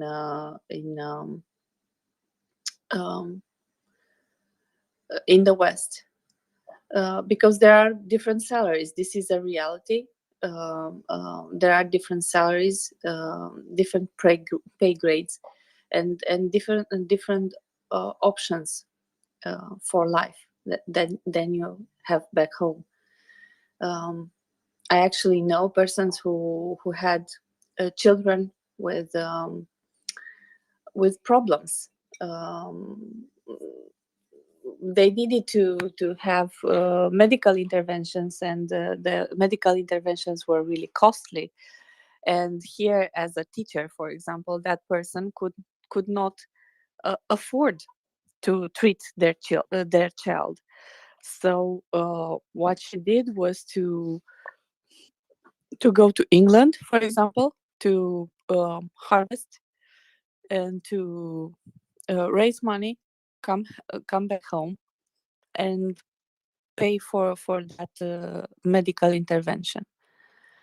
So it's not always pretty, right? It's not. You don't always choose this because you. It's your dream life job. You choose it because you don't have other options sometimes in your country or in your life. So yeah, we have an odd situation, Herman, and is totally different than what happened yesterday here in the space. Um, do you remember the hot dog discussion from yesterday? Yeah, I remember listening to the hot dog discussion. So I was not on the panel, but it was kicked off by Ryan, who described the hot dog sauce mania that exists in Ukraine. Apparently, that there is an overabundance of choices for hot dog sauces, and I think there was something about tube-like buns where those hot dogs go into. I'm completely oblivious to whatever happens in the a hot dog market in Ukraine, especially when it comes out of gas stations. Me too. But actually, we discussed that at length yesterday, and we have had a lot of engagement. So I was just noticing at this point that it's just you and me here. So we don't have any guests to talk to. Um, we uh, we are we are it, right? We basically. So if I know it's very late in the United States, where there is um, I think in central, um, so in Texas, right? In central time is past um, midnight, which means Pacific time is also approaching midnight in less than an hour. So I don't know, probably that's the reason. But I still have topics, and if you're willing, I want to discuss some of them, and maybe we can spark a discussion, and some other listeners can come up and talk to us, right, or ask questions. So yesterday yesterday and the day before, I talked with you and Joseph and Colby. um we talked about the NATO, and Charles. We talked about NATO and the NATO ministerial meeting that took place in Romania for 2 days. So it was a 2-day meeting. It started on Tuesday, and it also prolonged on Wednesday. And there were some interesting interesting topics that were brought up during this. Um, First and foremost, I think one of the most important things is the support that Ukraine will get.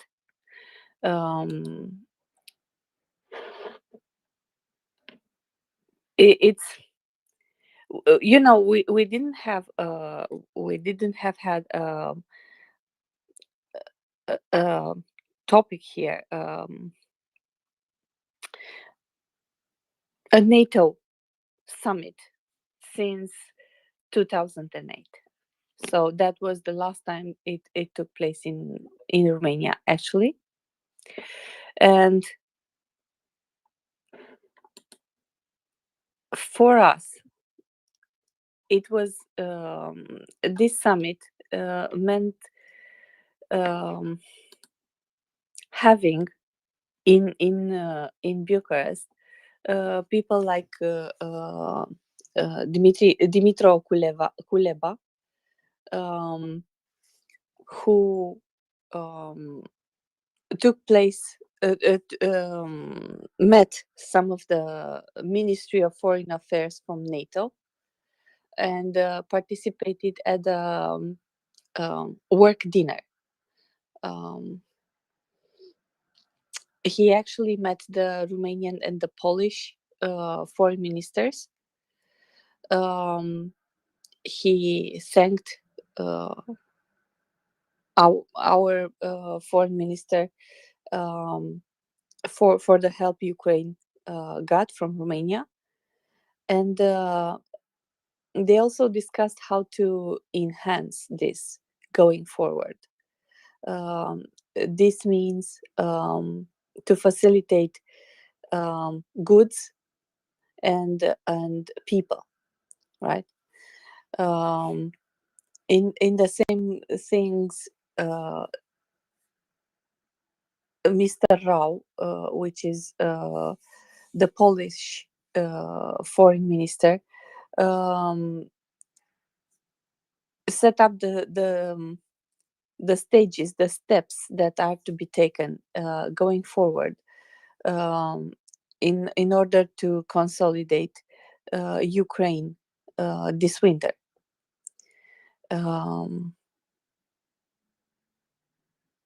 I think it's really important, right? Poland, the Baltic states, Romania are neighboring countries for Ukraine. More or less the Baltic states, but they are great supporters. Slovakia. Slovakia is one of the countries who actually sent the S-300s, and they also sent their MiG-29s. And this is the reason for which the Polish air forces ensure the air police for Slovakia. So I think that was a really brave gesture from their part, and really went really understated. But I think it was really, really great. Yeah, so I agree here. It's the 100%. What we're seeing here right now is actually spectacular. Imagine 1 year ago that someone would have told you that the easternmost NATO countries, from Romania all the way up to the Balticum, would together with Finland, a new ascending easternmost member of NATO, be in complete unisono agreement and lockstep working on a common goal. Who would have thought that that would have been possible? I mean, yeah. And yeah, they're doing a lot of great things. As you said, they supplied that the Romanians in terms of fuel and other things, the Slovakians with the Axis military, the Polish nation with pretty much everything they have. The same is true for the Baltics, and the Finns with just their calmity and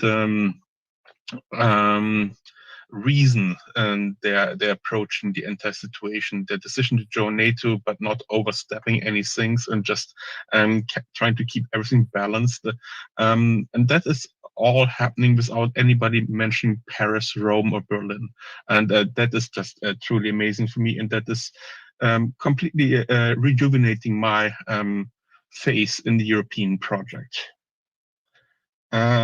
Helsinki fella, I think you came up when you heard the word NATO, and you are from a country that is about to join NATO very soon. Yeah, that's true. Good morning. How are you? I'm sick. How are you? Yeah, I'm okay. I'm okay. Yeah, this interesting discussion. I think this still is kind of the fundamental issues with NATO still remain, that how Europeans we are going to pull our weight, because I didn't think it went anywhere. The American concern, which is I think legitimate, that there is Europeans are not contributing enough to NATO in terms of their size of the GDP, and then also the kind of what kind of forces they produce. I understand, of course, now that there has been this kind of Wende. I think it's the same. Sorry, my German is poor. That Germany also increased its budget like with the snap of a finger with 100 billion euros or something. That there is this still, but there is necessary need for NATO or European members of NATO to step up, in terms of force production, in terms of, mobilizing more troops and this. And then we have France, we have these countries, especially France, which has to be the odd boy, that they are always banging on about this sovereignty, that they want to kind of be kind of like if you have class members or you have like a group, they have to have their own. So still, I think it is funny, kind of like we have to, I think, remain self-critical of NATO. Of course, Finland, we are not part of NATO yet because of these Turks and Hungarians, unfortunately. But I guess in few months we will be. But we have been eligible, and our kind of like military foreign policy elite has been wanting to be part of NATO, but popular opinion has been so kind of like taciturn or stubborn that now when we are facing almost existential threat from Russia, then we are like finally, waking up from our dreams. But this is the kind of the situation. A couple of points also. I was just seeing that there was interesting study from Royal United Services Institute. This RUSI, it's called RUSI. They published, I think, it was yesterday, they published this study. They made a study about preliminary lessons in conventional war fighting from Russia's invasion Ukraine, February, July 2022. So the cut-off date is in July, in the summer. So it is quite interesting. I urge everybody to Google it. I'm just also studying. It's a long read, but I think it's a lot of interesting information about the events there. So I think we can at some point, if you didn't already, I don't know, discuss this, but it seems very, very interesting. This kind of point from me, and we can continue discussion. Thank you very much.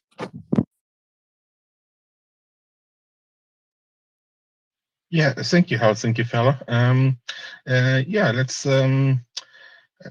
I would like to stay on the topic. Let's see what Dan wants to contribute to that. Just now gotten up. I've actually read about half of that report he just brought up. If you're into the military side of it, every word of it is outstanding.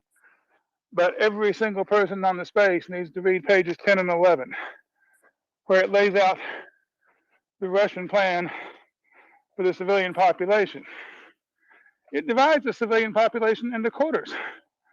Well, not into quarters, but into four, not necessarily even batches. The first batch to be liquidated, the second batch to be brutally intimidated, the third batch to be merely intimidated, and then the collaborators they thought they would have, which there haven't been many of, I'll point out.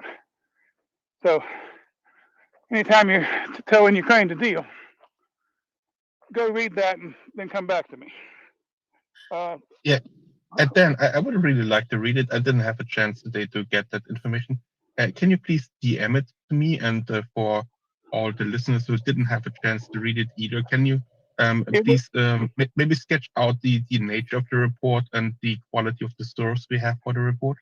Okay, so I'm walking the dog right this minute, so I'll tweet it to you as soon as I get back. It was actually in the nest earlier today, and his finance retweeted it, which might be a really easy way to find it. I'm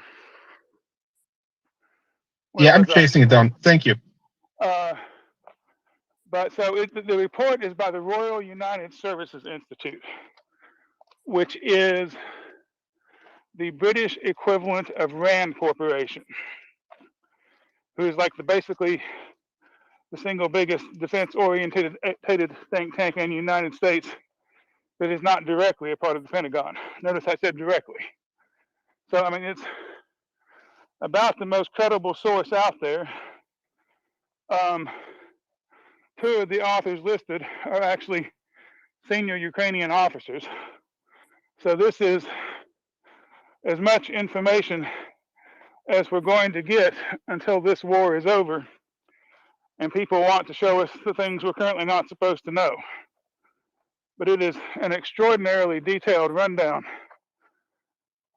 of the military situation at the beginning of the war and how everything played through July. And for the kind of report it is, the writing is extremely readable. Can't recommend it highly enough. But if you're not a military, if the military side doesn't interest you, read page 10 and 11. Politically, that tells you all you need to know.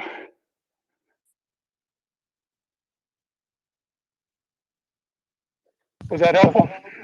Can I ask something, Dan, from you? Certainly. Yeah.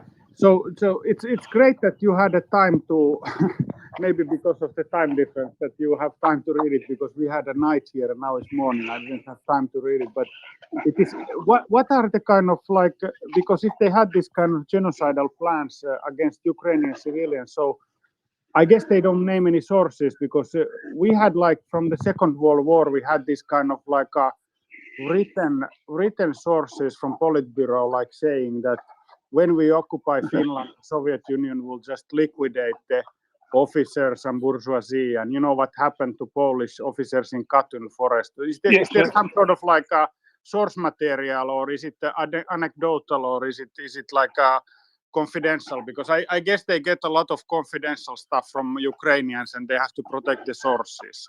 Okay, so they state quite openly in the first portion of the report that they are working with an enormous amount of data where they cannot reveal the data until, as I said, the war is over. So these are the conclusions and the story without the footnotes. And they're very upfront that, look, we're just not getting the footnotes until a year or two after the fighting stops, and it's not militarily significant. I am under the strongest possible impression, though, that the bit about the Russian plan for the civilian population comes from some combination of intercepts and captured Russian documents. Because remember, a lot of the teams sent into downtown Kiev in the first few days, who were basically leading this whole effort, were pretty much slaughtered to the last man. So anything that was in their vehicles that didn't burn has been gone over with a fine-tooth comb. But that is an assumption on my part, and again, they're not telling at the moment. They state that quite openly. Yeah, thank you, Dan. That's a pretty good assessment of the quality of the report. And I mean, I'm not sure about the assumption of the source that you just stated. There might be other sources that be available to those the drafters of that report. But I want to point out that Helsinki fella raised a very good point here, that there was also an independent let's say it's called a similar report from back then in the Winter War, when the invasion of Finland was going on. What was the plan of the Russians for the case they succeed?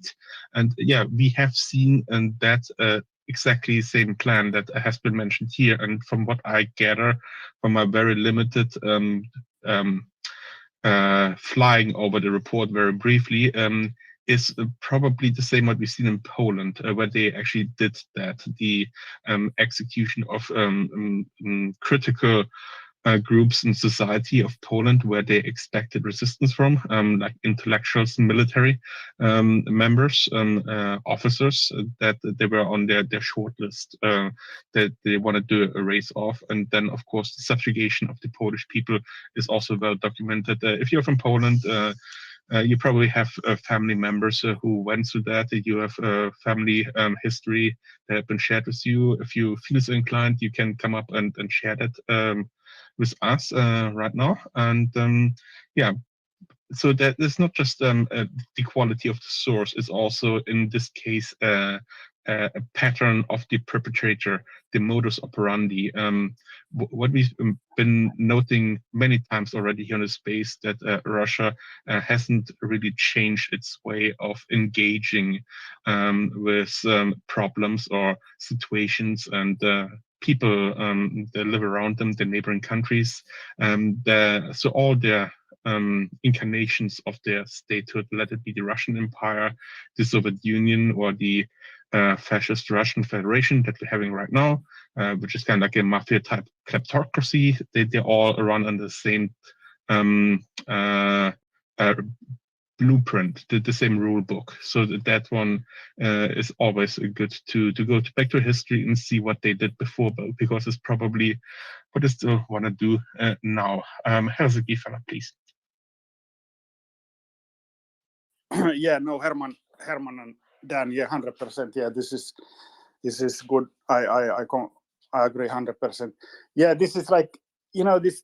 Of course, we have some info, very good reporting. I think it was Washington Post, New York Times, from the first kind of dramatic days when Zelensky was in Kiev, and was he going to be evacuated, and he very wisely decided to stay in Kiev and not go to Lviv. And this was, I think, a Western mistake morality, that this is always good, not a good in any circumstances, not a good, it will create panic if the leadership withdraws to a safer place. We have seen this in our military history in 1944 many times. So this was like a crucial, very kind of dramatic first days when they tried to occupy the Hostomel airport, the Russians and stuff. So yeah, it's yeah.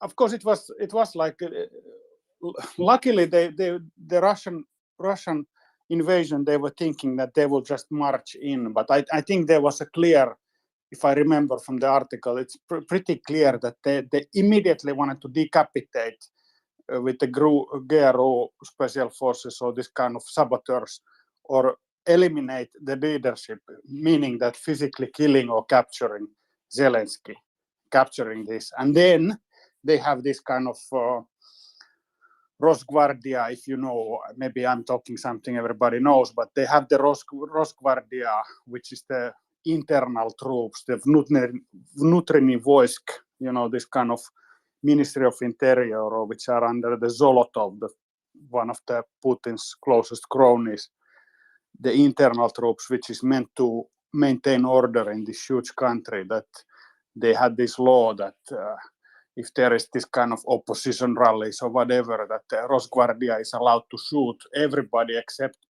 women who are pregnant. So there's kind of like terrorizing effect. So Rosguardia then was supposed to come in, and if there is this kind of like what we saw in Kherson, for example, when the Russians came there, that unarmed people were there stepping in front of the Russian APCs and resisting them, then they just open fire when people are there, and then people disperse. So there was this kind of very brutal plan, but of course, luckily they were drinking too much their own Kool-Aid, and the plan was a failure. But it was touch and go, I have to say. They were very confusing few days, the first 3 days or whatever we call in the history. But yeah, thanks.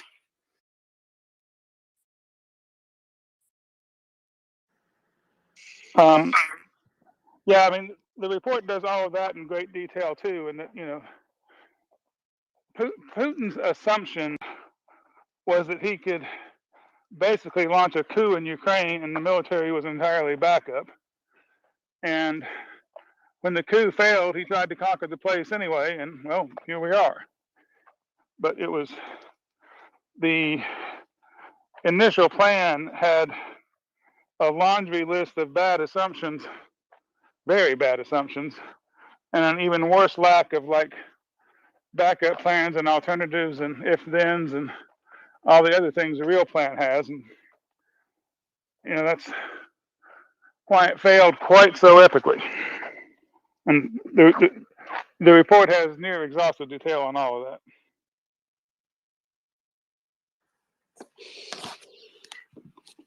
Well, I will read the report. I just got it. But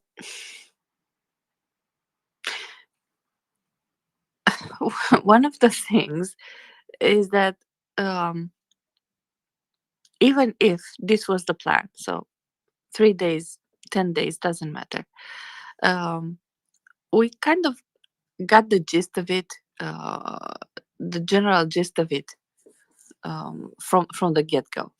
And to be fair, I think all over Europe, with some exceptions, like UK and US, who realized this is going to happen. The rest of us, first of all, first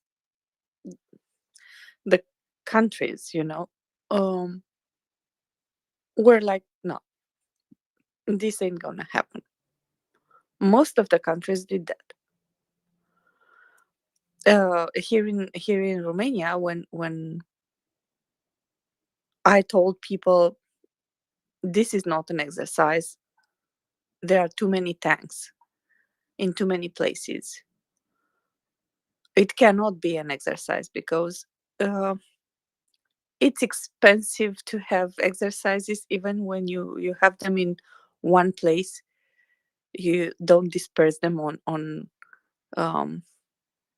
3 borders, and yeah, that's not an exercise, right?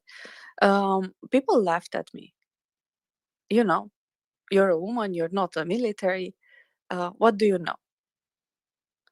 Um, so I was like, this is, for me, this is logic, right? So some things, when you work with money, and I do have an economic background, and I admit that in many cases, this helped me, because lots of things wind out to money.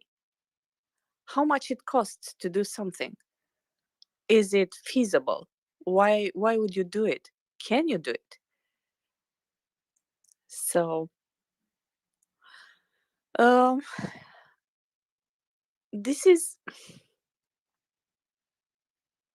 after the invasion, right? The first thing that we heard after that was Ukraine's gonna last 3 days. Like, if it lasts 3 days, they can call themselves lucky and brave. And we are in day what, 280? If you divide that by 3, it will get 90 times the original estimation, and they are going strong. So Russia had a plan. Like, they are doing a lot of dumb things out of spite or ambition, or I don't know, because someone decided back in Kremlin that they need to take or hold Bakhmut because, I don't know, it's gold out there, and if they don't hold it, everything will break. I don't know. It can happen, that, right? But Yeah, sure, but remember what they did in Chechnya, right? I mean, it was the same playbook that is now outlined by that report that we're looking at, yeah? Isn't it? but it doesn't matter. Does it matter? I know I'm being the, how do you say, the voice of the devil, right here. But it really doesn't matter, because what matters is what's Ukraine doing, and if are they winning, and what can we do, and what we should do is help Ukraine. Well, yeah, absolutely. I mean, of course, that's why we're here. That's what the MriyaReport is doing. We're doing informational support for Ukraine. We also support Maria 8 for martial support, like medical supplies, drones, and etc. to Ukraine civilian and armed forces to stem that effort. And what we are really curious right now is to see What is it going to look like the first time somebody is breaking the Russian playbook? What is it going to look like when Russia is defeated, with their military is blunted and their expansionary plans are repulsed? We haven't seen that yet. Maybe in the first Chechen war, yeah, we saw that. They were not in the peak of their performance back then. They were not ready for that. But now is the time when Russia is its full force and its full strength, and we are looking, okay, we're gonna deny you your genocidal attempts, and we gonna repulse you. And how is it gonna look like?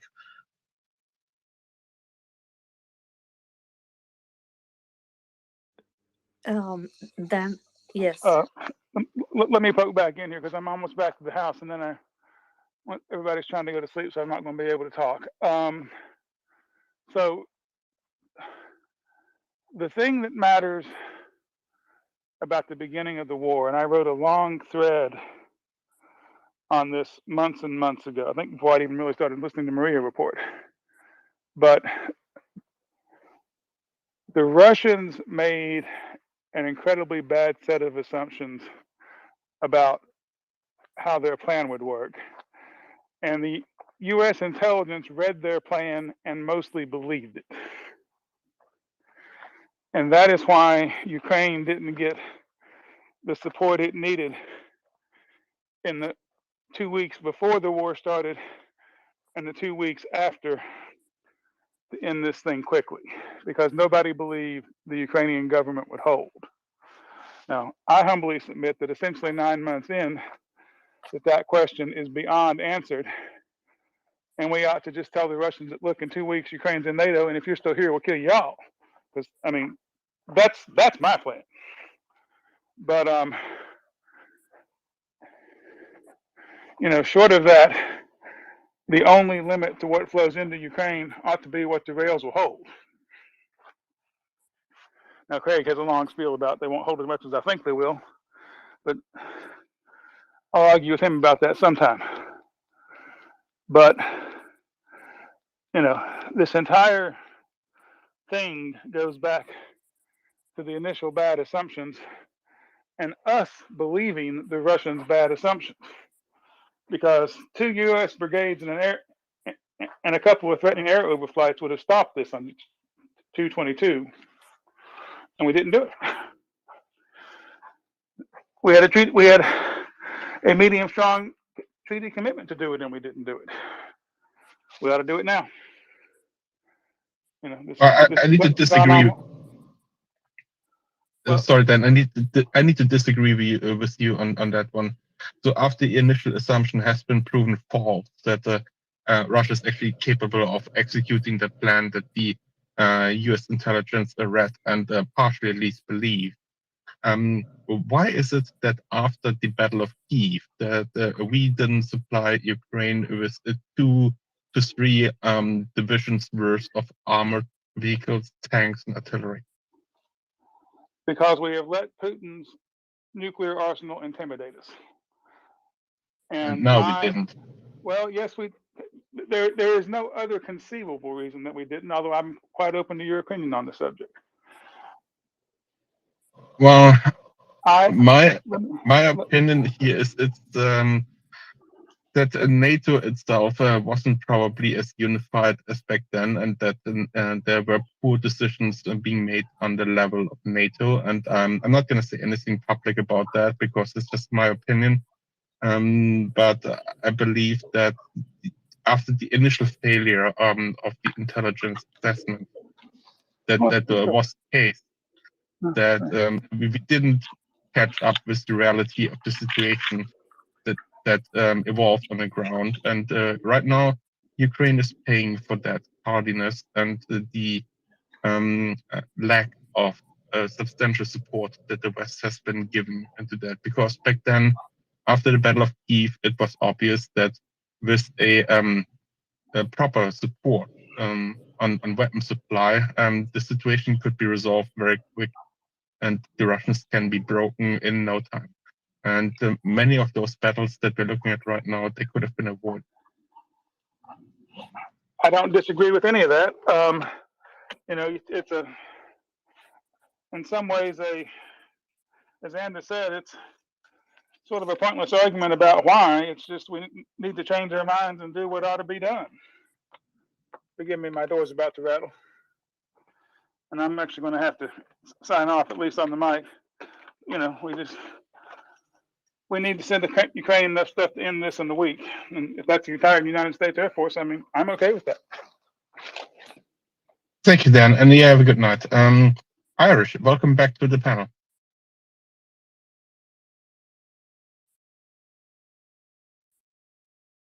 Hi, can you hear me? We can hear you. Oh, sorry, I've been having a bit of trouble. No, just on that topic, like that Dan was saying, like, I think it's easy now, you know, 9 months down the track, and Ukraine is like, they're like Leicester City. They've come out of nowhere and really, you know, militarily, you know, blowing it out of the water. With a lot of people at the start of the year, it was, you know, like not many people could have foreseen how successful, you know, Ukraine could be. And like, you know, it's easy now down the pipeline saying, why didn't we give them the weapons? And why, like at the very start, I guess 90% of people would have been, you know, from years of propaganda and movies and stuff that, you know, the Russians are coming, kind of, you know, like it is a daunting thing, you know. And I think that it's easy now to say that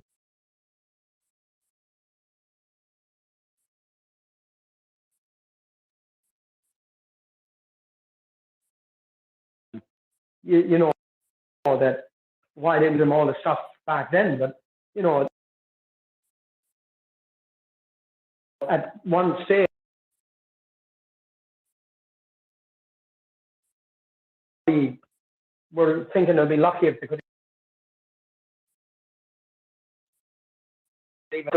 even you know,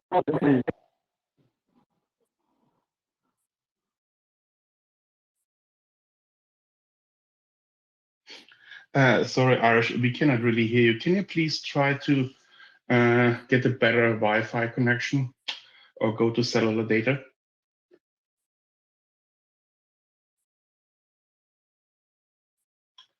Antonio, I'm trying to get Irish muted, and please take the floor.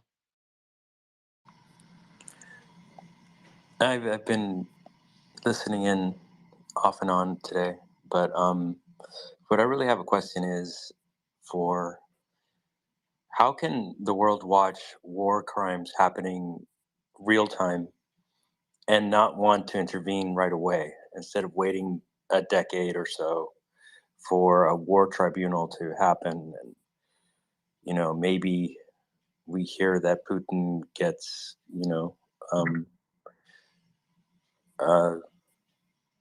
we get a chance to see him hang over these things, which is almost crazy to think that it could go that high up. But I'm just thinking, like, the first mass grave, I think, should have alarmed enough bells to say, like, this is going to continue to happen. So why haven't we responded in a way that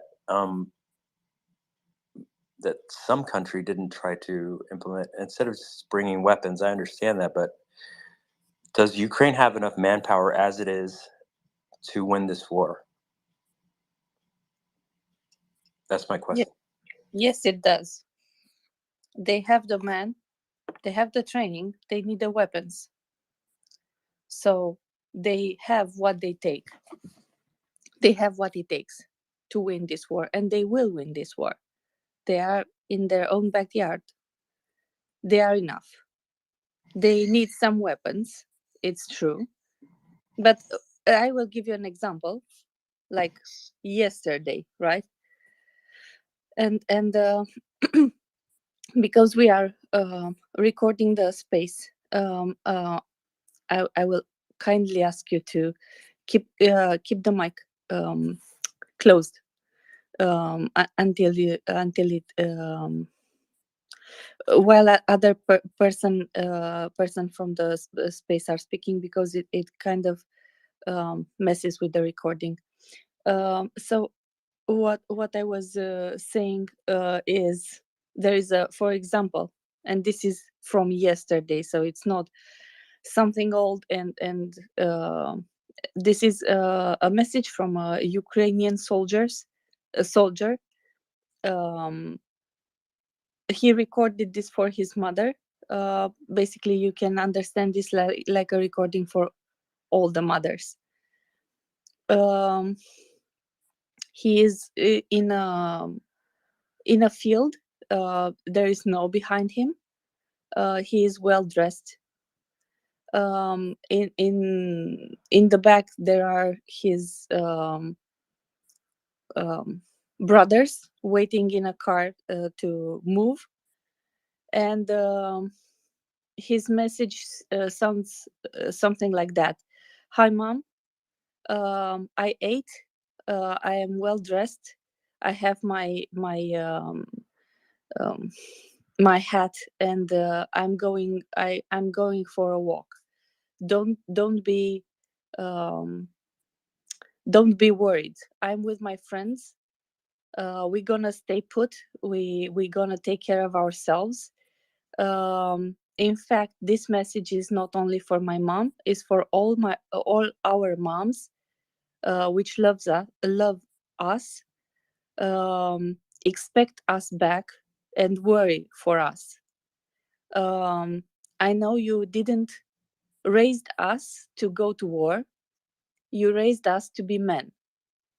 And when our country hit a rough patch, we left to defend the most precious thing we have. Wait for us. We will going to come back. So you can cheat us again, show us how we are wrong, and prepare us something good to eat.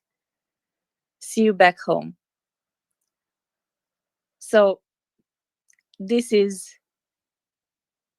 one of the messages that you get from the front lines. This is not a message from someone who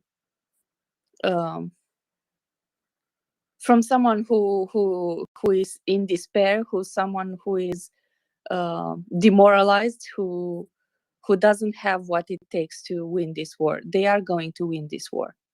I have no doubt in my mind about that. I have no doubt in my mind about that. We need to help them.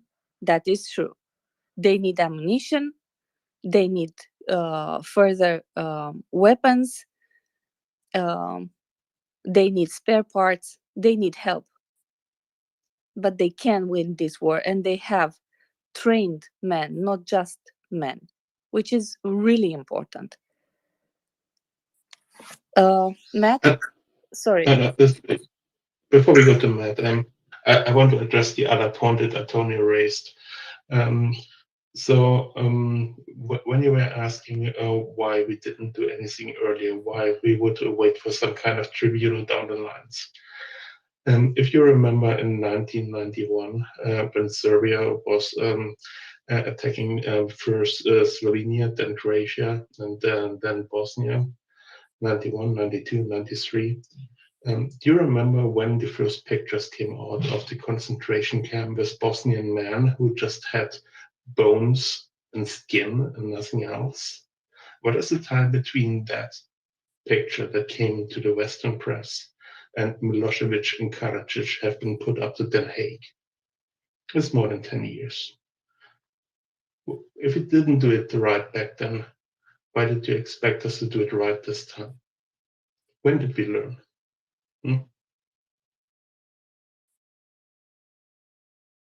Matt.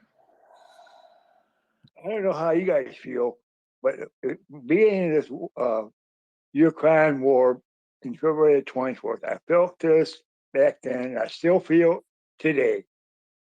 Whether you guys like it or not, I think President Biden should bring back the draft. I think we should really support Ukraine, not by getting them ammunition, tanks, whatever they need as far as material wise. But I feel that we have enough Americans over here out of work and are willing to give up their lives to support Ukraine. If I was young, I would volunteer. I would go in a second. But I feel that President Biden should bring back the draft, train and send them all trained up, and send over 100,000 troops into Ukraine and help those guys win that war even quicker. Even though Ukraine soldiers are well trained by UK, they have trained them, and they're still training them thousands at a time. But I still feel, and I'm going to stick to it, that I think we should send American troops over there and help those people get back their country. Right now, they don't need our help, but I think they do. It wouldn't hurt for us to send troops over there. I believe that 100%. And nobody's going to change my mind. But I want those guys. I want Ukraine to get their country back. So when the war is over with, get the Marshall Plan and start rebuilding Ukraine, like we did in Germany back during World War II after the war was over with. But I want to see our troops over there helping those people. I mean, what's wrong with that? Ain't nothing wrong with that. I want to support those people over there 1,000%. They deserve it. They had no business being invaded by Russia, and I think it's only right that we send troops over there. I mean, that's my feeling. That's my opinion. Well, you guys like it or not, I'm sorry, but that's just how I feel. Thank you, Matt. No, Matt, there's many people here who actually completely like what you're saying, and yes, thank you very much for those very compassionate and honest words that you just said to us. Yeah, we agree that there are many people who actually would participate in that, would it be over a draft or not. But yeah, a more direct involvement is what many people want, and there's a lot of compassion behind that, what you said, and I would like to honor that, because that is what the human instinct tells us is the right thing to do. That is the correct thing. What you do when you have a neighbor who's suffering, you put up everything you have yourself to help them, to protect them, to get them to safety, to make right things wrong. The wrong things right, to right the wrong. And unfortunately, that is, we have discussed it many times in the space, that is not going to happen for simple political reasons.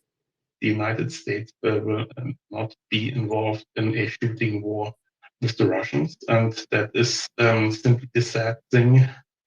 What's called realpolitik, when people make decisions in leadership which go according to the books. And as much as we would like that easy route to happen, it is most certainly not going to happen for many reasons that simply, there's a consequence when you do things like that, and there are playbooks on both sides that fall into place, and nobody wants those playbooks to become real. And yeah, Matt, thank you for your service, and please respond. What this came about is today I heard about this a hospital a civilian hospital was completely bombed with patients, doctors, nurses was in there, and a kid on a bicycle was killed. That really ticked me off. That really got me coming out with this volunteering, bringing in our American troops. I don't want to see that kind of shit going on anymore. That's just plain genocide, and it's really getting me upset. Especially when I heard about that boy riding his bicycle, minding his own business, gets killed by an explosion in that hospital. Civilians, nothing to do with the military. It was a civilian hospital, and it was bombed. That really ticked me off, because that's just That's sickening. Why would anybody want to blow up a hospital with a bunch of patients, civilians, getting their treatment so they can get released from the hospital and end up this way? This war is going. It's just crazy. You know, a bunch of sickos, Russians. I tell you, and I tell you, when the day Putin goes to tribunal, his trial, I hope they did like we did Hussein, hang him by his neck, because he deserves every inch of that rope. Because I'm so upset about this whole war bit. It's sickening. My wife's crying. She cries about it. She heard about that hospital. She heard about that child being killed on his bike, and she was upset, man. She cried and cried and cried. I tried to comfort her, but I left her alone to, let her cry. But we're just so upset about it. It's just sickening. Yeah, thank you, Matt. That speaks a lot to, sorry, Anna, that speaks a lot to the humanity that you and your wife are putting up on the table here, that you have those deep, compassionate feelings for the people of Ukraine who are suffering so much from those brutal onslaught by the Russian military. And yeah, Matt, thank you again for your service. And unfortunately, there's nothing we can really do from the US military side. What we can do, we can donate to organizations that help the Ukrainian civilian and the Ukrainian military to fight off the Russian invasion, to save lives, to provide medical aid, to provide tourniquets, to provide drones. That's why I'm here to support MriyaReport. Yeah, and that is currently what we have in our ability to do in order to influence it. I'm sorry, back to you, Anna. 2 other points on what we can do. We can write. We can write to our representatives, right? We can write to our electors. In US, you just had election like a month ago, less than a month ago. Write them and tell them you want the US to send Ukraine all the weapons that they can send, right? This is what you can do, and this will really help end this war faster, because they have what it takes to fight. They need the weapons to do it, right? They need the weapons to do it. Some of them are already there, some of them are not. So this is something that you actually can do. You can write to your representatives, and that matters. What can I donated to my rate aid already. I donated some money, but what else can I do to help out? I really want to help those people so bad, but I feel hopeless. I'm sitting home on my phone talking to you people. Is there more that I can actually do to help those people? I took out a lot of money out of the bank to help finance, drones, tourniquets, Band-Aids, medication, IVs and stuff like that. But what else can I do to help those people? Can you give me some suggestions or anything? Matt, that depends a lot on your situation, what you can do and what you're willing to do. There are people who I assume are a lot younger than you who actually go over to Ukraine and are ready to give the ultimate sacrifice to prevent the onslaught of the Russian genocidal troops in Ukraine and to stop all that madness. I assume that is your days for that are gone. There are other things that you can do that not involve traveling to Ukraine. There's a lot of space in the informational warfare that need to be filled. Speaking truth to power, speaking up to nonsense, speaking up to lies, exposing disinformation. That is something that you can do from It's what we are all doing from our homes, from our warm homes in a safe place. We can interact with this war by pointing out lies that are spread on the social media and the internet. We can write petitions to our elected representatives, the contact to the politicians that are representing us, to lobbying for a more dedicated stance to support Ukraine. Those are all very important things that can be done, that they are more effective the more people are in them. They don't look as immediately gratifying, as immediately producing a result. But those are activities that you can partake in if you are so inclined to do so. And there are other things, of course, depending on your skills and your willingness to do. When it comes to fundraising, logistics, to organizing those things, they are always sought after. And there can always be more people being active in the support of Ukraine. I cannot really give you a direct, precise point of contact right now, because I do not know you. I do not know where you are, what you can do, what your skills are. But if you DM me or Enda or somebody else, we can try to find somebody to show you a way where you can have more impact to supporting Ukraine. Is it good enough for you? I'm sorry, that's not much, but it's all I have for you right now. So I think Matt was connecting and didn't hurt me earlier. It is not, Ukraine doesn't want and didn't request at any point for any country to send people there.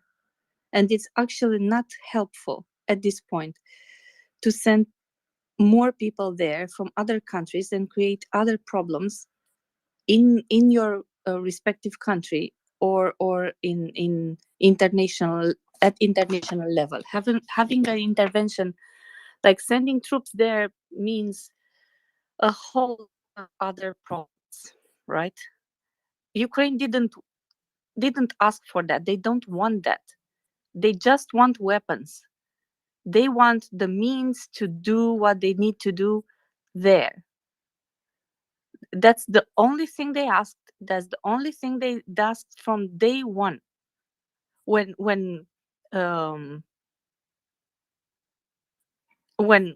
Zelensky was offered a ride, he said, "I don't want a ride. I want ammo. I need ammo." This is what he asked from day one. He's asking for the leopards for the last, I don't know, 3 months. More Gepards, Iris, anti-air defense.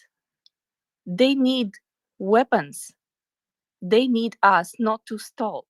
And what we can do is to write to our representatives and push them to send Ukraine what needs to be sent. And that we can do.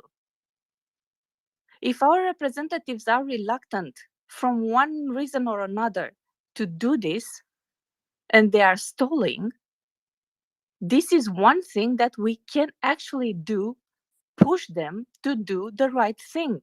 It is the thing Ukraine asked for. It is the easiest way to end this war. It is the easiest way to see this kind of shelling and this kind of killing of innocent people stop. End the war by sending that email or that letter to your representative and ask them to send more weapons to Ukraine, to send them what they asked for. They asked for specific quantities because they know what they need. They didn't said send me everything. They said send me 200 from this and 100 from that, and this is this and that is that. And there are some of them are in storage. They can be sent. So it's only a matter of political will and logistics. And US has the logistics. So you have to push them, to show them either you voted them for them or not. It doesn't matter. From this point forward, they are your representatives for the next 4 years, right? If they are there, they will answer or reply or acknowledge your will because you are there. And you're going to vote 4 years from now again. And they know that. And they want your support. So your letter actually matters. It's not sent in vain. And if they receive enough of them, they will consider a change. Luis, you have been patient enough with my rants for today. I'm sorry. And then Antonio. Good morning, everyone. Good morning, beautiful people. Good morning, Anda. I love your rants. Nice conversation. I enjoyed listening to it because we really should discuss what every single one of us is doing to help Ukraine, and that's a discussion that we should have every single day. So thank you for that. I just wanted to remind everyone, especially in Germany or European countries, that our paychecks have arrived. And especially in Germany, we have some money help from the government regarding the inflation that is going on. For me, that means 1,500 euros more than usual.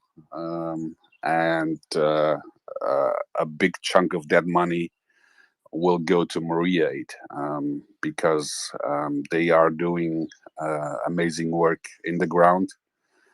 If you want to do more, like Anda just said, you should try to do something in your own country. Write to your elected officials. Do not buy products that from companies that are still operating in Russia. There is a list of companies that 281 days into the war still are financing this ongoing genocide of Ukrainians with their business in Russia. So when you're at the supermarket and you need to buy stuff, just go through that list and check if the producers of that product that you want are still in Russia. If yes, do not buy it. Buy from other producers. That's something that is easy to do, and you don't have to get in a plane and go to Ukraine because, of course, if you are a veteran and are able to fight and are willing to fight, of course you should help. But for us regular people, let's try to press our governments, our companies at home to do the right thing. And yeah, please, it's end of the month. It's holiday month. We have Christmas at our door, so please donate whatever you can to MriyaAid. They are doing amazing work. They released a couple of weeks ago an audit on every donation that they got, and it's amazing numbers.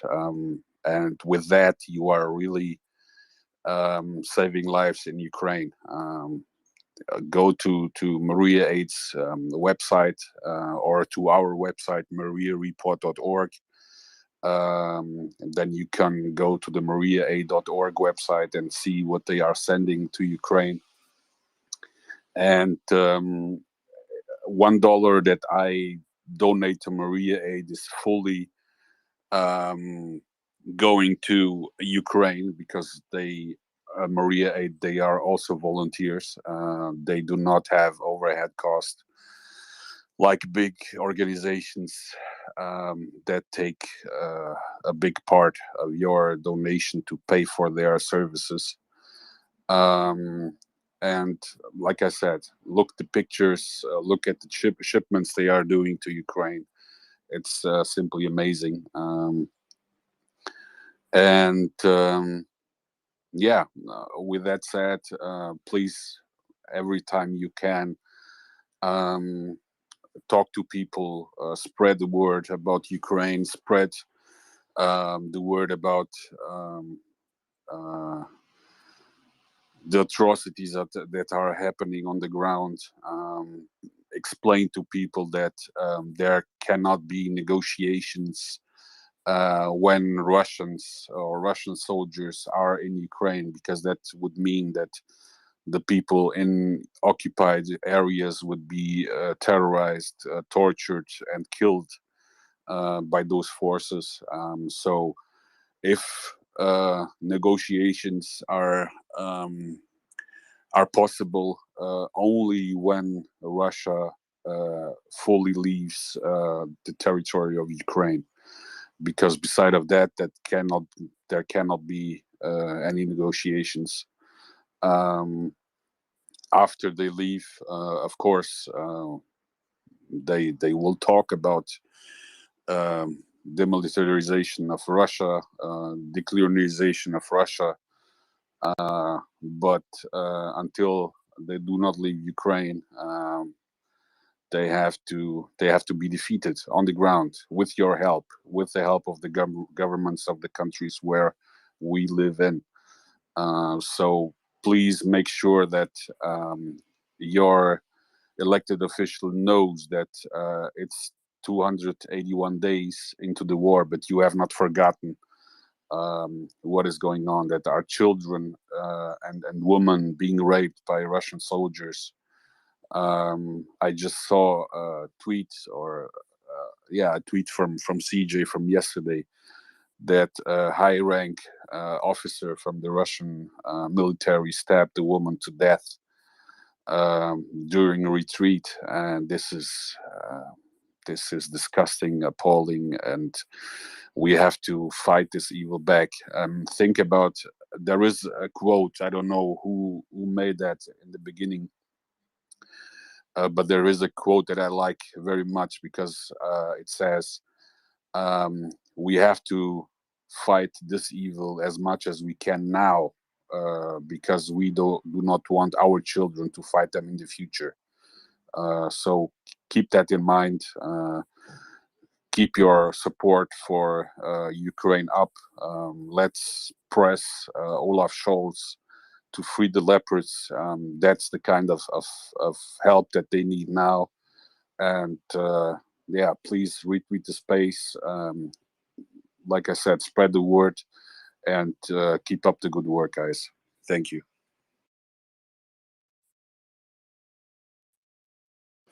Thank you, Luis. And you're totally right. It really helps. We have had here in the space Sonic, who's working with MriyaAid in regard of the Fury drones,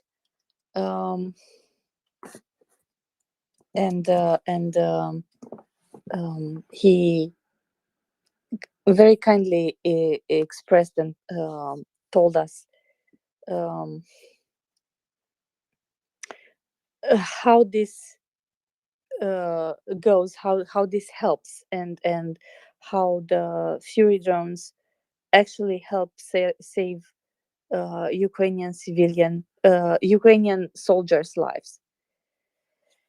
So yeah, Antonio. I just had a little bit more to say than Luis. Just more input. I mean, I'm here in Los Angeles, California, so I'm a world's way away from Ukraine.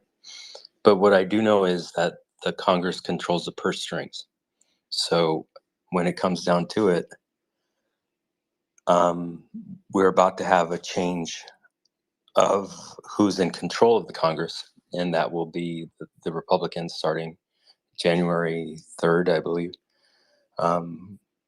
So the Democrats have full control of the House and the Senate right now, but they're going to lose the House January 3rd. And they might use this as a political football to try to make Ukraine out to be an expense that we cannot afford anymore. And I'm afraid of what they're going to say or do compared to what is going on right now. We've been pretty good at like backing up what we say with money and munitions. And if I just hope that the Republicans don't see this as a point of like, here's another point that we can say Democrats say yes to and what we say no to. And we're going to stand by this. We're not going to give any more money. We're not going to give any more weapons. We're just going to tighten our purse strings because we can. And I just think like that would be a big loss as far as like what it is that the U.S. is about, because there's a lot of people here that care about Ukraine and have never seen the likes of Ukraine or Russia or knew how important they were to the political and geopolitical like landscape, about rice, about just staple foods for sub-Saharan Africa, like how important it is that Russia and Ukraine bring out their surplus food out into the world so that other people can survive. And now I heard, I think the total death toll was 30,000 on each side, so 60,000. I don't know if you can correct me, but in the war, but just in the EU, cold weather kills more than hot weather. So this cold spell that is happening for the winter is going to kill more people because they don't have Russia backing them up with gas. And well, there is, but a trickle of what it was before, and then next year probably nothing. So where are they going to get this extra gas, and who's pumping it in? And they're trying to figure it out, but the price is like over 200% higher or something. It's ridiculous. People can't afford it. There might be some government subsidies to help the most impoverished, but people are going to die over this. And they said that there's going to be more Europeans dying because of this war than both Ukraine and Russia. Now, that's a big sacrifice to give as far as Europe is concerned. And I'm I sorry. wonder. I'm terribly sorry, Antonio, but to cut in. And usually I don't do this, but what? How did we? Sorry, I'm lost for words. Where did you read this that more Europeans are going to die from this? Where I might lost something on the way. So could you please explain to me this? Sure. It was the Economist podcast. I heard it this morning. The cost of heat is going to be a lot, but they also said that the ones that are going to get hurt the most, it's not going to be Europe, it's going to be the Ukrainians, because they're losing all their infrastructure right now, and they're not even going to have a chance to get heat. They're going to be out in the bitter winter just trying to deal with this. But the point was that there's sacrifices all around, and people may turn on Ukraine because of their own suffering at some point. Okay, so And sorry, Luis, 2 seconds, and Okay. I will let you, right? Um, First of all, during the summer, like let's during the summer we had this talk over and over and over again, and during the summer, all Europe has made gas reserves. Like Ukraine has gas reserves. The problem Ukraine has at this point is the fact that they had their power grid hit and they cannot use it properly. But if they would, they wouldn't have problems with heating and electricity and all. And the rest of Europe has reserves for the winter, gas reserves, and not only. So um, if and only if would that be a problem for us as a community, because we are a community in the European Union, to collectively went out of gas, which ain't gonna happen. We will find some resources elsewhere, because there are resources out there. There will be more expensive. But at this point, we have approximately everything we need to pass this winter without problems. So there is no deaths of cold in Europe because some houses ain't gonna be heat up or something like that. So just to remind this point, because it's an important point. Luis. Yeah, thanks. Guys, we have to I'm not willing to attack anyone, but we have to stop spreading Russian propaganda. And this is clearly Russian propaganda. No one, I repeat, no one in Europe countries will die from cold or freeze or whatever, because people or the governments themselves are helping those people and taking the right decisions to not let that happen. This is a rumor spread by Russian propaganda that if we turn off Russian energy, it will cause more problems and deaths in Europe than if we just keep it. And this, we have to stop spreading that rhetoric, because it's simply not true and false. We see it in Germany. I live in Germany, and like I said minutes ago, the government is helping people passing by this inflation that is going on, this high energy prices. And it's not the only thing that is happening. It's more happening in your own governments. So no one will die because it's too cold. That's simply BS. Sorry for my words, but that's it. If we see what Ukraine is losing on the ground, they are paying with blood, and we are paying with euros. And even if that means that I have to pay 200% or 300% more, if the government is willing to help me, let's pay that.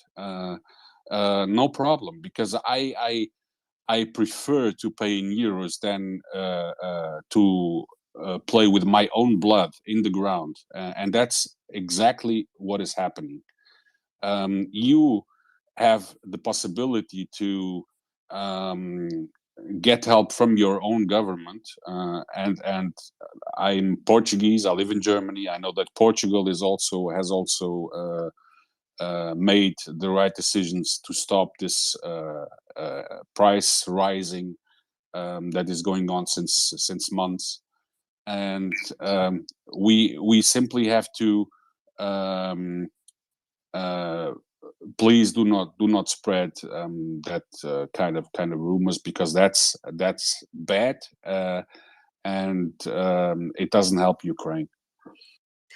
So real quick, I do have to jump in here, Anda. I've got to send you to work. It's definitely that time. So I hate to cut you off. Please do finish your thought and say anything you like. Sign off, but you got to get to work. Sorry. I haven't even realized how late it is. So you're right, and thank you.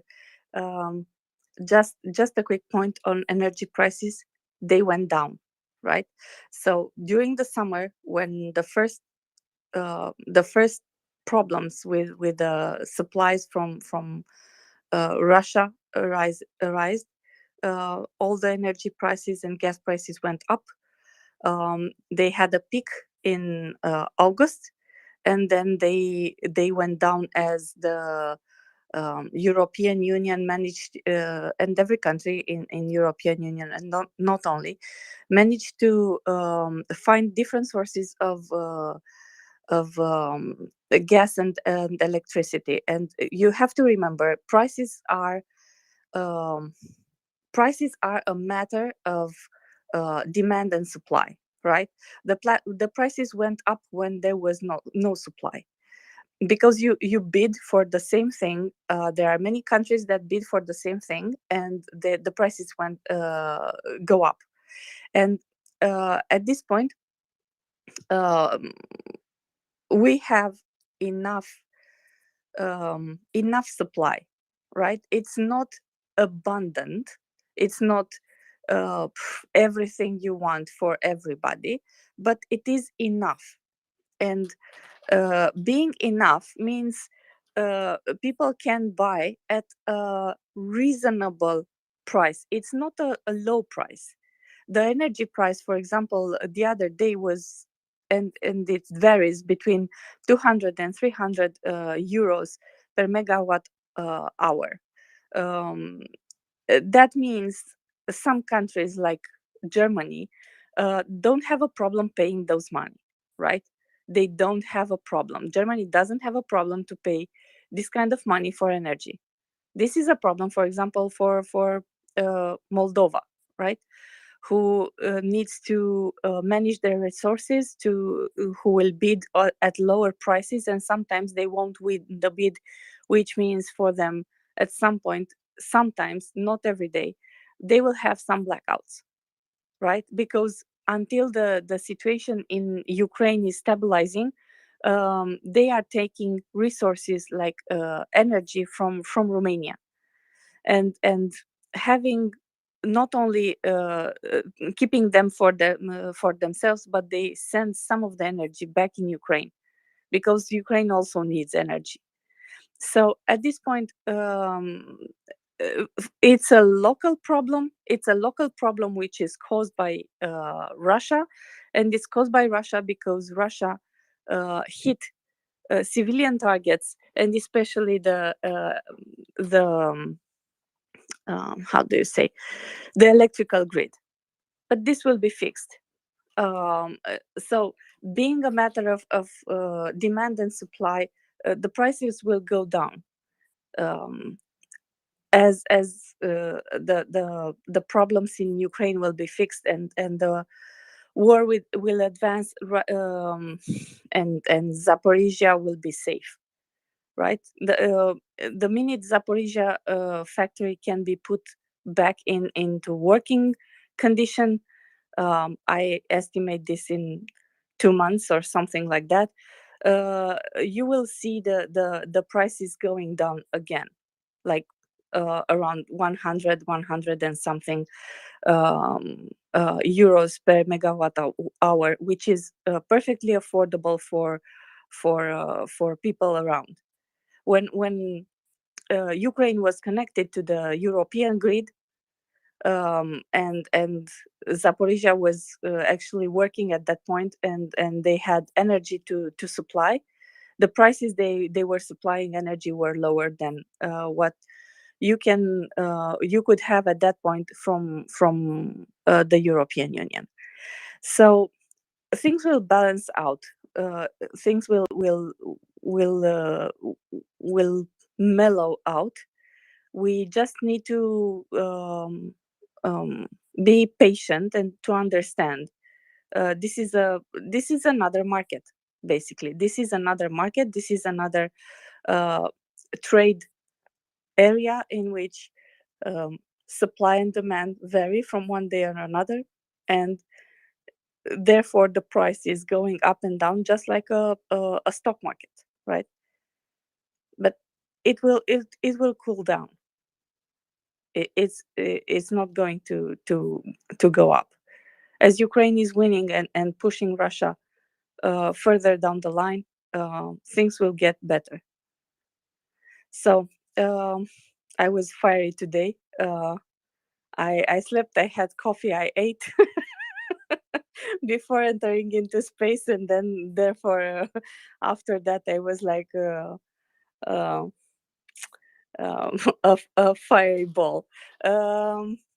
I'm sorry, I wasn't the sweetest thing on the 1st of December. I like to take this opportunity to congratulate. I understand that it was a referendum in 1991 in Ukraine in order to for them to break from the Russian Federation from USSR. I think that's beautiful. 1st of December is also a celebration in Romania. We celebrate our union, reunion of the 3 states that existed at some point, and they were all Romanian-speaking territories, and this was over 100 years ago. So today is Romania's National Day also. Therefore, yeah, let's hope it's gonna be a good day, a cold day, a rainy day here. But we say that rain is fortune, is good crops, right? When it rains outside, it means good crops. And as Ukraine relies on these crops, I hope we will see a better year next year. So thank you very much. Thank you, Herman. Thank you, Joseph, Luis, and all the other contributors. Thank you very much for coming up. And yeah, see you tomorrow. Slava Ukraini.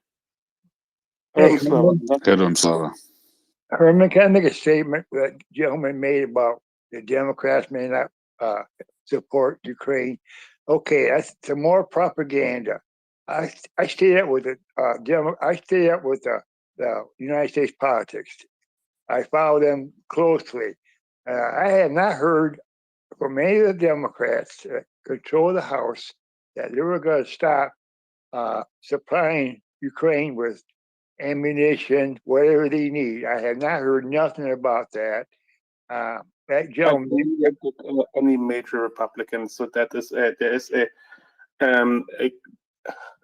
there's a unilateral support across all major political factions in the United States to support Ukraine. There's a lot of noise on the fringes, but that doesn't matter. Both sides, on the Republican side and the Democratic side, stand fast in the support of Ukraine. Please do not make a mistake about that.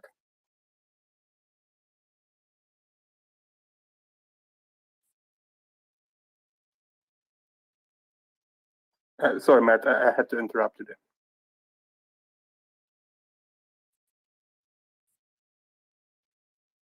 May I?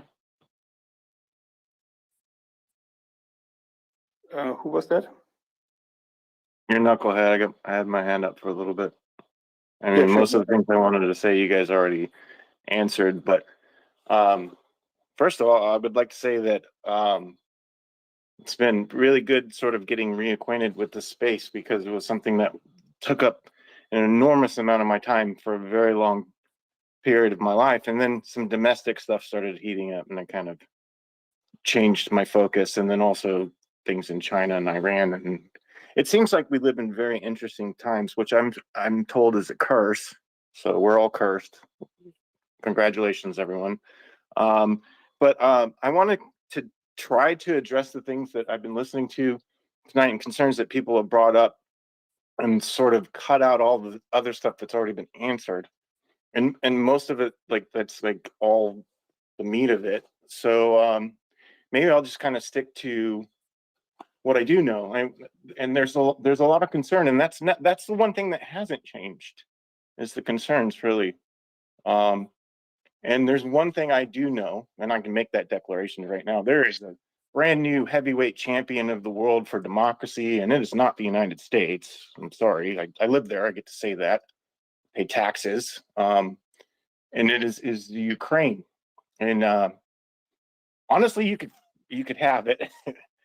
Probably been a bit of a weight on our back for a while, but it's what's happening in the world right now. And if our concern is that because of some weird domestic challenges that we're having, that all of a sudden people are going to be able to ignore what is clearly in front of all of our faces right now, that everyone in this space recognizes what's happening right now. It's very important. I wouldn't say it's a crossroads. It's more than that. It's like almost an evolution of the road that we're all on, and we've been traveling on for a long time. And I can tell by the passion in everyone's voice that we've finally been able to see kind of I hate to say the light at the end of the tunnel, because I don't think that we are that close to it yet. But I do think we've got a spark of that light, and that there are enough of us moving in that direction that these silly little things that were used once upon a time to keep us blind from what was in front of us are no longer as powerful as they once were, because we've had a chance to talk to each other. Once upon a time, and a very long time ago, on an internet that does not exist anymore, the joke used to be, glad you speak the language, and that was Americans to Australians. And it's worked its way from there. And here we are now in a place we're able to reach out and organize the way we are right now, and be able to hone that in the way that we've honed it, and to affect the world that it has affected. And I've seen this internet grow and leaps and bounds for decades now. And I've never been more impressed with what I've seen, ever.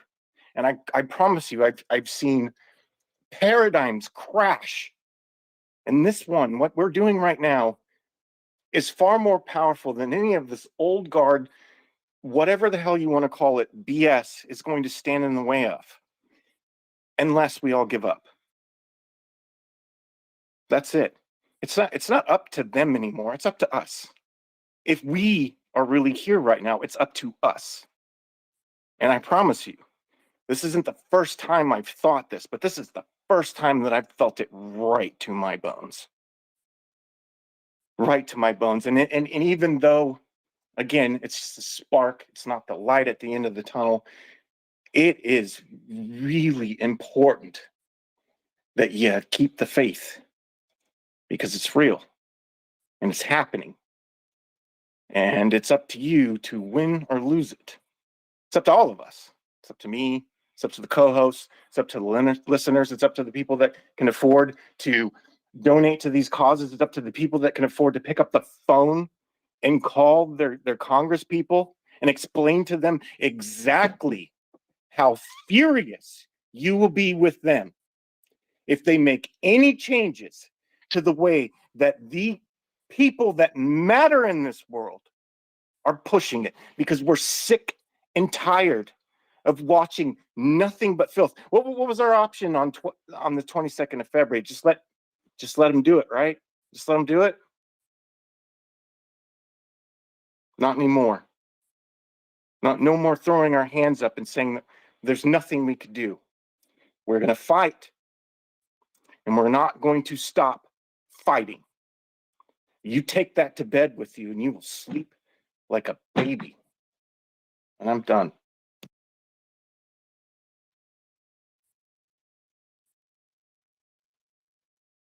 Amen to that, brother.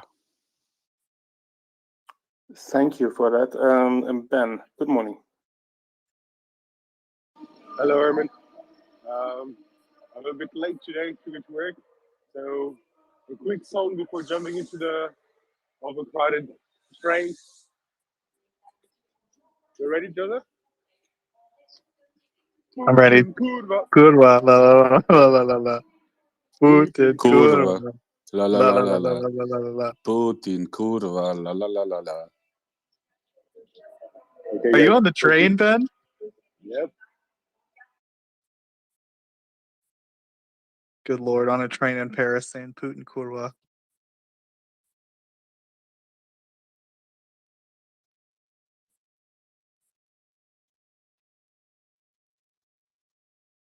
That's all, Ben. Is there nothing about the Russian economy you can share with us? You're on the train. You can't do that. Yeah, I don't think it's very. It would be very nice to my neighbors. Besides, I'm in a tunnel. It's gonna break very soon. That's very fair, Ben. Well, thank you for stopping by for a quick chant. Ben, of course, always willing to let people know how he feels about Putin. Of course, we recently have today a statement from the Parliament of Ukraine on December 1st. Of course, in 1991, Ukraine voted whether they wanted to be part of the USSR or become their own independent country. And of course, they voted 90% to become an independent country in 1991 on December 1st, 31 years ago. And of course, now today, that is continuing. They're still fighting for that independence that was given or was enacted, I should say, but as the popular will of the people. Again, 90% of the Ukrainian people in 1991 voted to be an independent, free country. This is in all the places Russia claims really want to be Russian. This is in all these areas. The overwhelming majority. So happy anniversary to an independent Ukraine. Long live an independent Ukraine. Congratulations to the Parliament of Ukraine on 31 years of independence. Daniel, go ahead, buddy. It's Romania Independence Day also today. I wonder Beautiful. why is so pissed off our American friend. I not understand why he is worried. If you look, they just signed a huge deal with Raytheon for NASAMS. That is not looking like they stop helping Ukraine, not at all, not even close. For me, not the United States is the weakling. I don't think they are any close to majority in Congress against helping Ukraine. So why we need to worry? We need to worry about others. I just saw on Conflict Zone on Deutsche Welle the principal advisor of Mr. Orban of Hungary. There is a problem. There is a huge problem there. And I listen, this guy, Laszlo, doesn't matter. He's a moron anyway. And man, they live in different reality. And even if they know they are betting bad, they are crying the European Union doesn't give them the money, which is funny because they want the money but not the conditions. Still with all the bullshit, like we respect the human rights in Hungary, but we don't want to be a mixed race. I don't know any guy who go to CPAC in Texas 3 months ago asked Mr. Orban if he has a problem if he's somebody, person of color, a Republican. I just wonder. They are a weakling just because they are stupid, very, very, very stupid. They don't understand how bad is for them, like political stance, like a country, like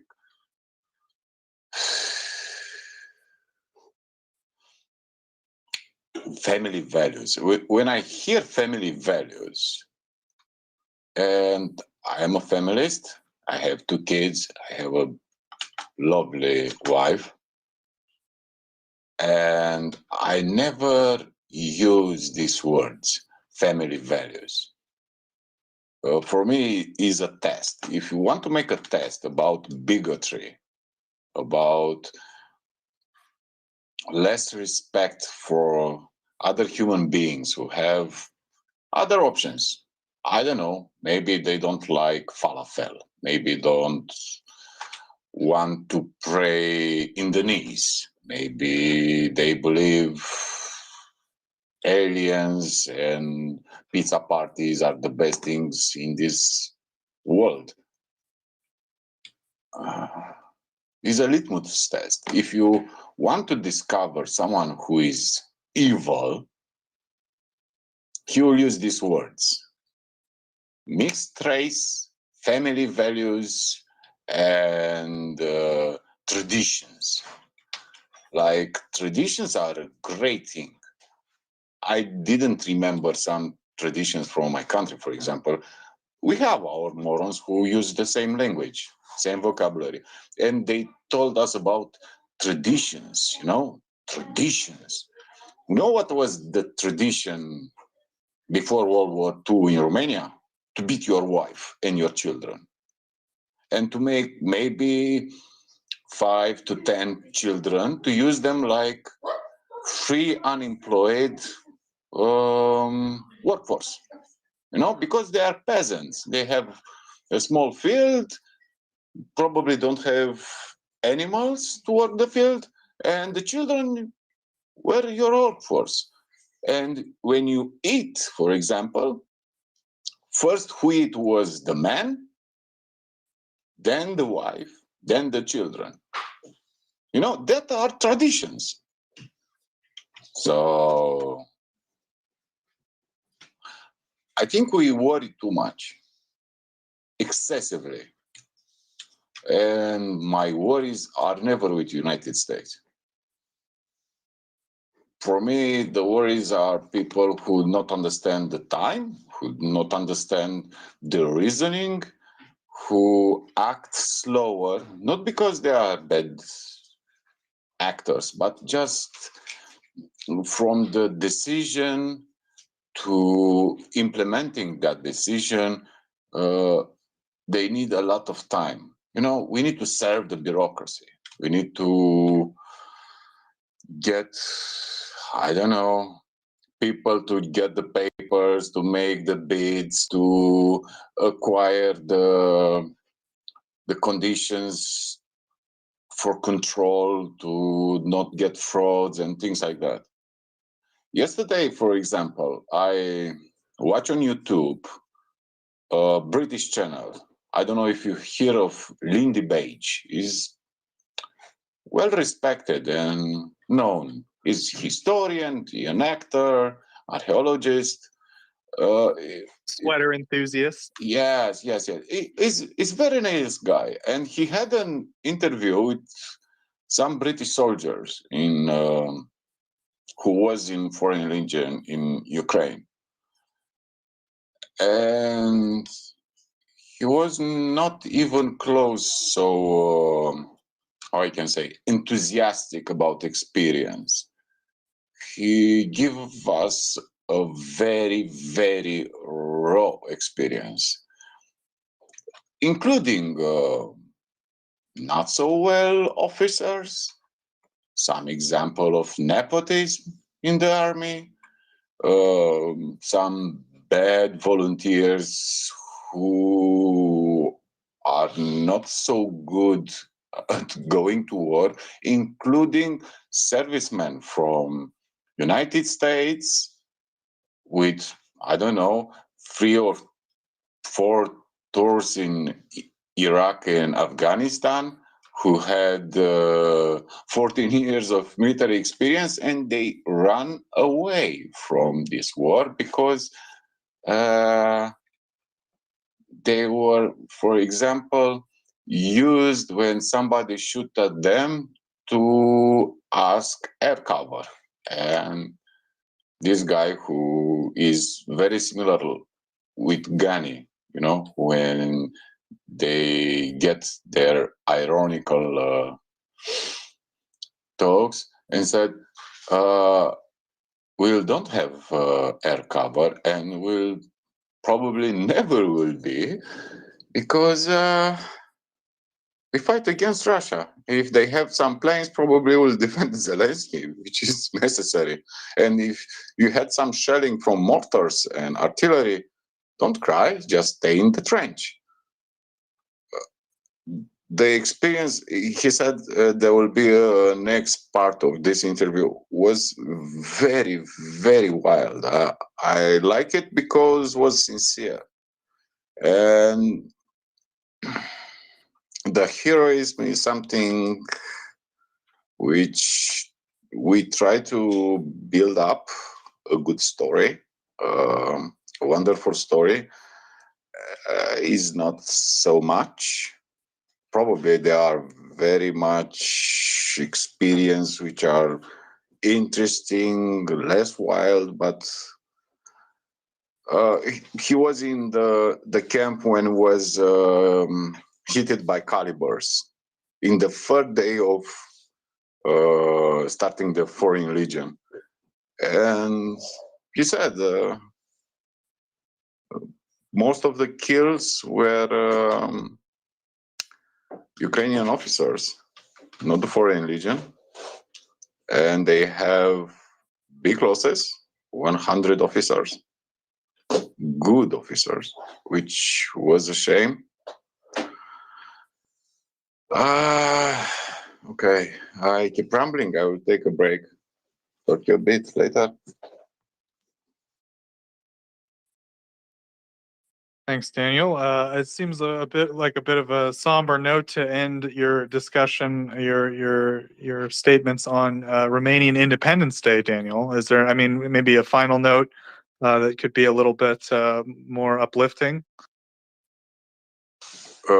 Is Independence Day for us, for example, until World War I, Independence Day was celebrated in 10 of May, the day of the king or our monarchy, and was connected with the Russo-Turkish War in 1877, where Romania was allied with Tsarist Empire. But after World War I, the 1st of December was the time when people meeting of representatives of Transylvania decided to unite province of Transylvania with Kingdom of Romania. And is our national day from the end of communism. In communism, we had 23rd August, the day where King Michael made the coup d'etat, dropped Antonescu, and changed sides from Axis to Allies. And that national holiday is changed with the 1st of December. It fast 42 years was 1st of December. And, you know, we're celebrating the unification. In 1918, in January, first province which united with Romania was Moldova, more or less actual Republic of Moldova. After that, in November, unification of Bukovina, more or less part of Chernivtsi province in Ukraine. And in 1st of December was unification with Transylvania and Banat, the most western part of Romania. Old history, but we are very, very, very lucky. Like a country, we are very, very, very lucky. Always we are very lucky. We get a lot of advantages in all wars. For example, World War One, we lost that war. We start to fight Germans in 1917. We won 3 battles, but we lost the war because collapse of Russian regime, start the Bolshevik Revolution and the Russian retreat from the front, and Romanians remaining alone. And we start that fight with Germans because French and English promise us they will support our desire to unification with Transylvania. We need to sign a very bad peace treaty like Russia. Russia, for example, give to Germans Ukraine.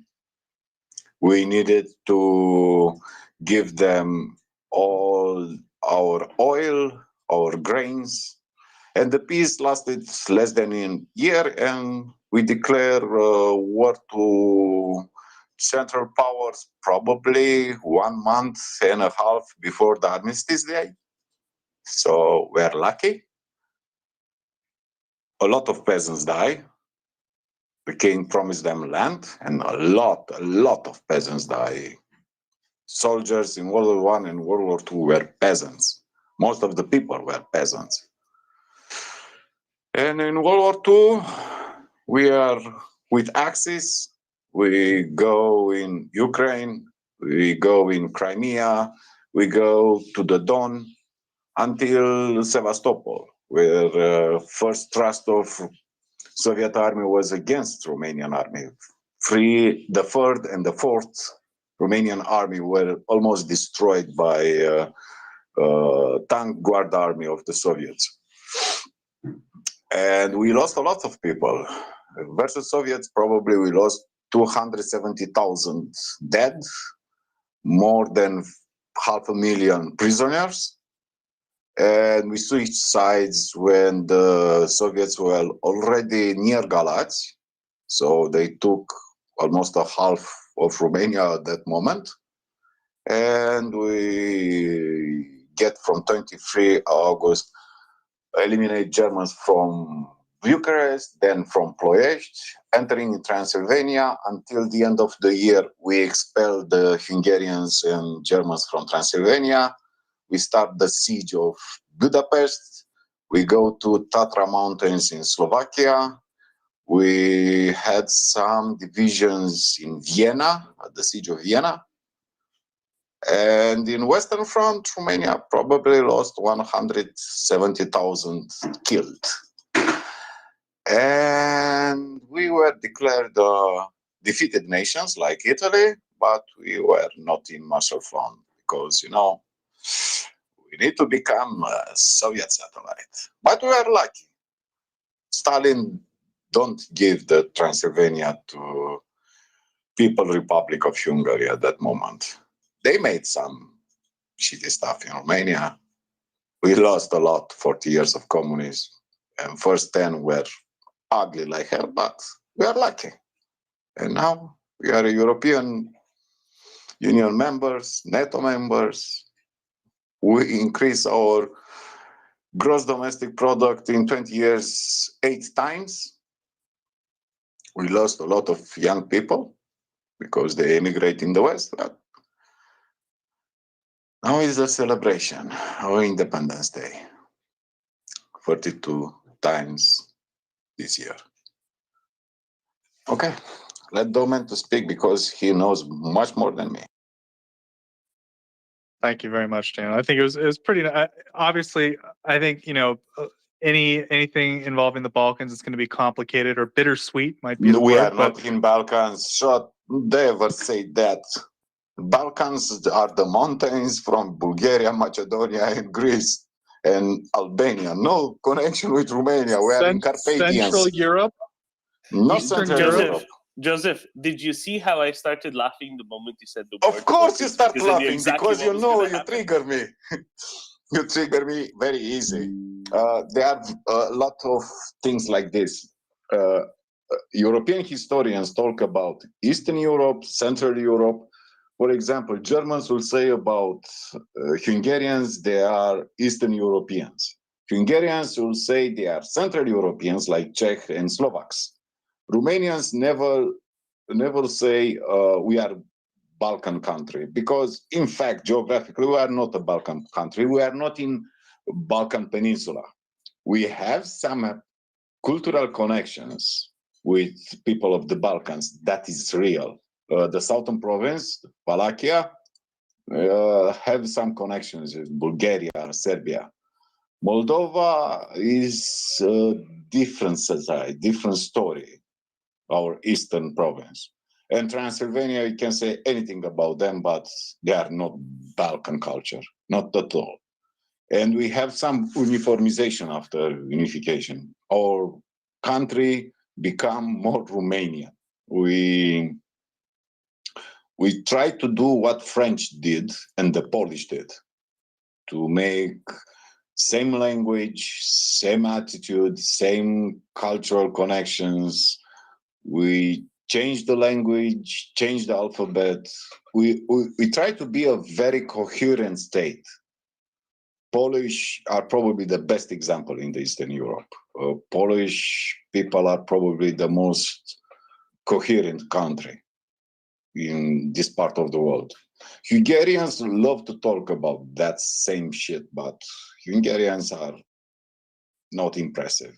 And we try hard, very, very hard, to make Kolozsvár Cluj-Napoca, Hermannstadt to become Sibiu, Magyar Ortag to become province of Szekely. It's something very subtle, but I think we have some success in this.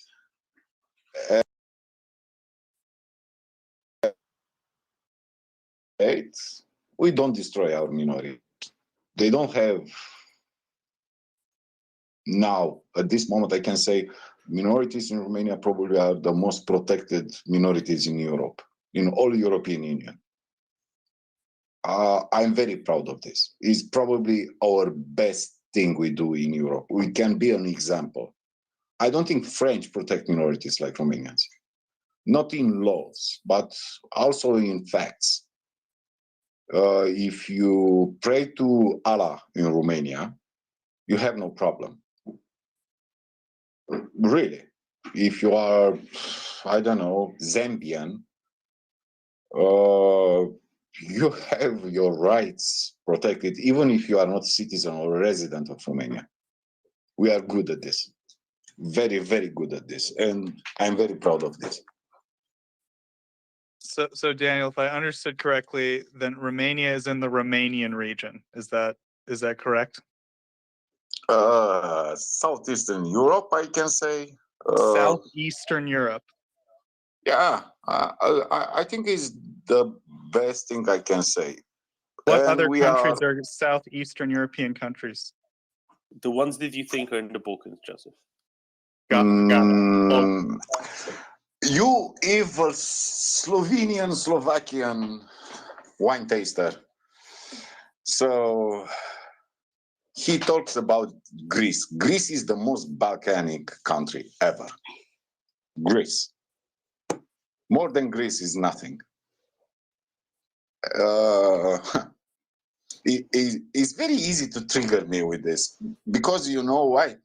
Balkanic. I'm sorry, Daniel. I really didn't mean to do it on your Independence Day. I really do apologize. No problem, Joseph.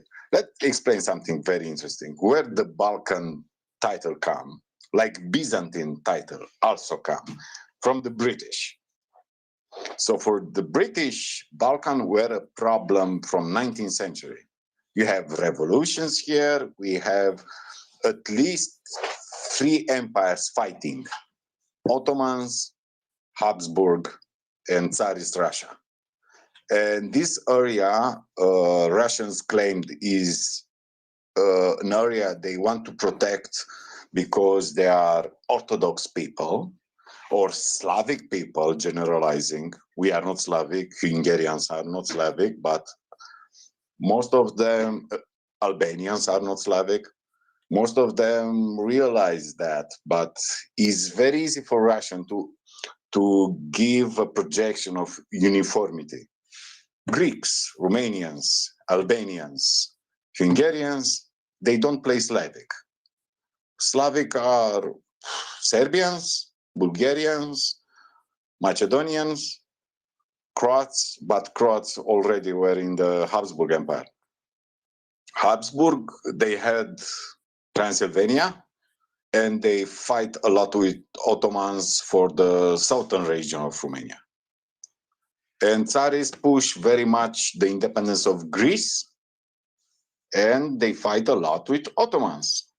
And our bad luck, our country were the fighting grounds for, I think, 1 century and a half for these three empires. So we're not happy. When people ask me, why Romania is so backwards, so unevolved, we don't have nice cities.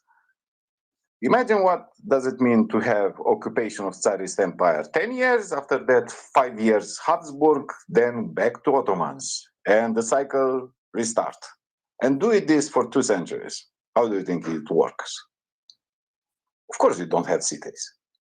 It's not about medieval time. These are recent times, 2 centuries ago. That is a reality. Okay, stop rambling, Danny.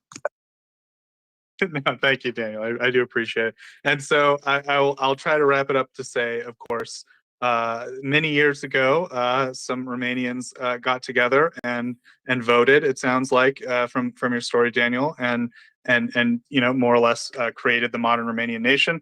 And of course, 31 years ago, the Ukrainian parliament assembled, and I should say the Ukrainian people voted, and you know, the democratic will was communicated that 90% of them voted for independence, and Ukraine became on that a referendum an independent country 31 years ago today. So it's a moment of celebration both for Romania and Ukraine, both countries that have, of course, endured you know, Russian occupation, imperialism, oppression in the past, and you know, share I think a sort of common outlook for the future, a future free of Russia, a future of sovereign independence, but part of a larger framework of Europe.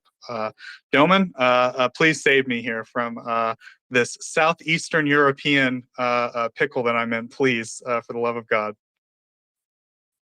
No, you pickled yourself. You're going to have to open the jar yourself as well, Joseph.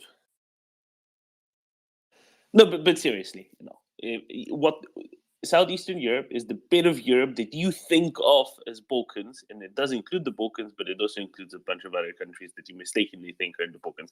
It's the easiest way to remember which countries there are. I think that seems fair. It's like all squares are rectangles, but not all rectangles are squares. Is that right? Sure. Okay. Daniel, will you help to unpickle Joseph? I want to say something ugly. Can I say something very ugly? Can I ask the Domin a Independence question Day first? of 2 countries? Domin, a good one. Where are the borders of the Balkans? Where do the Balkans end? Look at a topographic map. That's what tells you much more than anything else. You can see the one big, you know, range of mountains running through what you think are the Balkans. Well, that's where. And as Daniel said, do those mountains, they seem to connect to Greece, to northern Greece. Yep. All right, thank you. Yeah, so, you know, it's a weird term that was describing a collection. I mean, who fought in the Balkan Wars, Herm? Greece fought in all the Balkan Wars, right? No, in 1912, right. 1913. Well, there you go. Easy. Back then, the Balkan Wars were actually referring to, you know, the mountains where they were being fought. So is Austria also part of the Balkans? No, there's the Alps. Okay, you're very exclusive. Okay, I'm gonna shut up, and I also need to go to bed. Different set of mountains. Different chain of mountains. Thank you for your help today, Herm. If you want to get going, if you want to sign off, of course, and leave me here to learn, to be educated about the Balkans from two Southeastern Europeans, I'm happy to do that. Go ahead, Herm. Yeah, I'm gonna sign off. You guys have a good day in Europe. Okay, bye. Thank you as always, Herm. Daniel, please go ahead. These bloody Slovakians. Okay, ugly truths, which probably no Romanian will tell you. We have some Romanian presence on this space. First, until Revolution of Dignity was just a very, very, very small occasion, Romania and Ukraine going okay on their politics, their attitude, their connections, was the Orange Revolution, when Ukraine changed, at least in attitude and politics, from the Soviet heritage. But in my opinion, my personal opinion, not because I'm very smart in this, until the Revolution of Dignity, Romania perceived Ukraine in a very, very German perception. Former Soviet Republic, something like this. And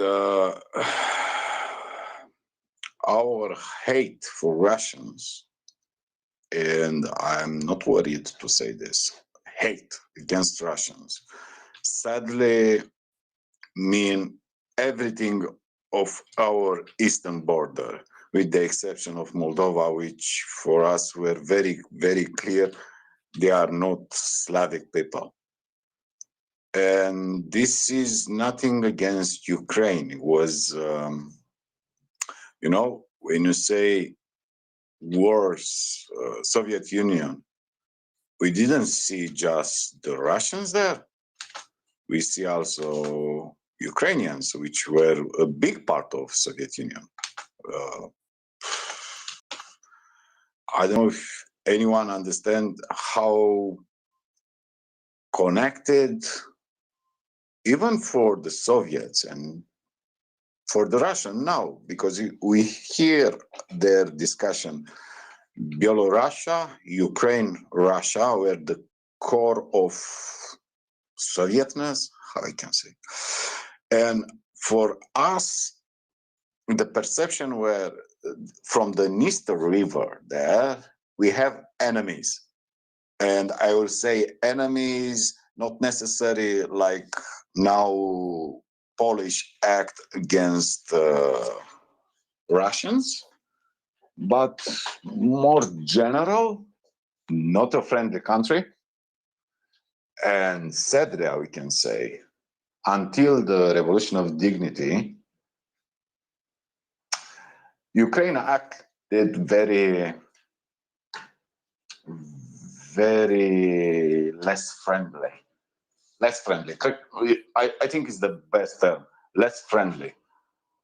We didn't have common ground in any discussion with Ukraine until 8-9 years ago. 8-9 years ago was clear what it started in Orange Revolutions was a timid pace. Now things are becoming more clear. And even at this moment, I don't think Poroshenko was a great leader. In fact, Poroshenko had an attitude a bit not nice with Romanians, or government, or politics, or interests.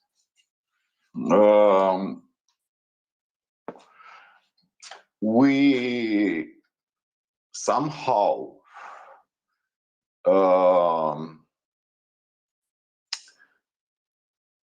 get better resolve to don't judge Ukraine from Poroshenko politics. We have two things very hard to solve. One was a delimitation of the shelf of Black Sea. Ukraine wanted the resource from the shelf of Black Sea, which is normal. We want also the same thing. And the irony is a rock there called Snake Island, which they wanted to be perceived like an island, and we want to say is just a rock. The argument used in arbitration were no permanent habitability there, no resource for water, so it's just a rock. And we won that. I don't think Ukrainians were happy because we won that bid. And second was an Ukrainian project to dig a channel in Danube Delta. Danube Delta is a UNESCO site. Is the biggest delta, is very important, not because we are so protective with our biodiversity. We are crap of this. We work hard, but we are crap of this. But a channel can destroy the flow of sediments and the water from the Danube to the Black Sea. And we have a lot of diplomatic talks about that channel, destroy a channel, which now is very important for Ukrainians, the irony. Before the grain deals was made, probably was the most shortest way to get some things from Odessa region to the Danube, but also affected that region is artificial construction in a protected area of Danube Delta. I'm very, very glad from the rocky start. In the 90s, Ukrainians probably perceived Romania like a weak state, unimportant state with no influence in the area. In the early 2000s, they perceive us probably like very, very minor player. And 2008 was the time when we have the summit of NATO, which supposedly needed to invite Ukraine and Georgia to NATO. It was a failed business. I remember well that table. Putin, Merkel, George W. Bush, our president, and President Poroshenko, same table. Not fun stuff. But after 2014, things changed. And changed more for us. Ukrainians were very focused on their internal problems, no time for other things. But we understand Ukrainians are no more Russian friendly. For us, Russian friendly is a bad stuff. That's why we are so very loudly against Hungary at this moment. Yeah, it's good to keep in mind this. Keep in mind. I'll draw a lesson from this, Daniel, right? When did things become easier? When did things become structured? When did relationships improve? That happened once Ukraine was no longer in captivity of this. Oh, will we turn to Russia? Will we turn to Europe? Will we turn to Russia? Will we turn to Europe? Will we turn to Russia? Will we turn to Europe? Once it was Moldova is the same things. Yeah, in Moldova once the direction exactly was clear. Once the direction was clear, because there was no longer going to be any doubt, because there has been a very public, very overt expression of which direction they want to go for, without any going back ever, right? Once that had been made clear to their entire political class, then suddenly relations improved because it was clear, because everybody, it was clear for anyone what the what the direction is going to be, what the intentions are going to be, what the assumptions are going to be at every step, and that made it not just easier, that made it possible to fully commit for everyone, and that's really good. It's the same expression like in English in Romanian. The enemy of my enemy can be my friend. I think this went beyond enemy of my enemy. This went finally to a flat out no. We actually have just all these positive alignments, all these benefits to get from one another from cooperating. That's why, really. Is another issue. The Hungarian issue with Ukraine is 150,000 Hungarians in Ukraine are not well protected by Ukrainian politics and laws. It's about education laws, minority laws, things like that. And this pisses us off very much also because it's a small community. Romanian community is not big. Probably it's a bit bigger than the Hungarian community in Ukraine. For example, Snake Island were given to Ukraine almost the same time when Crimea was given by Russia to Ukraine, to Soviet Republic of Ukraine. Idea behind is that laws were inspired by the huge Russian propaganda.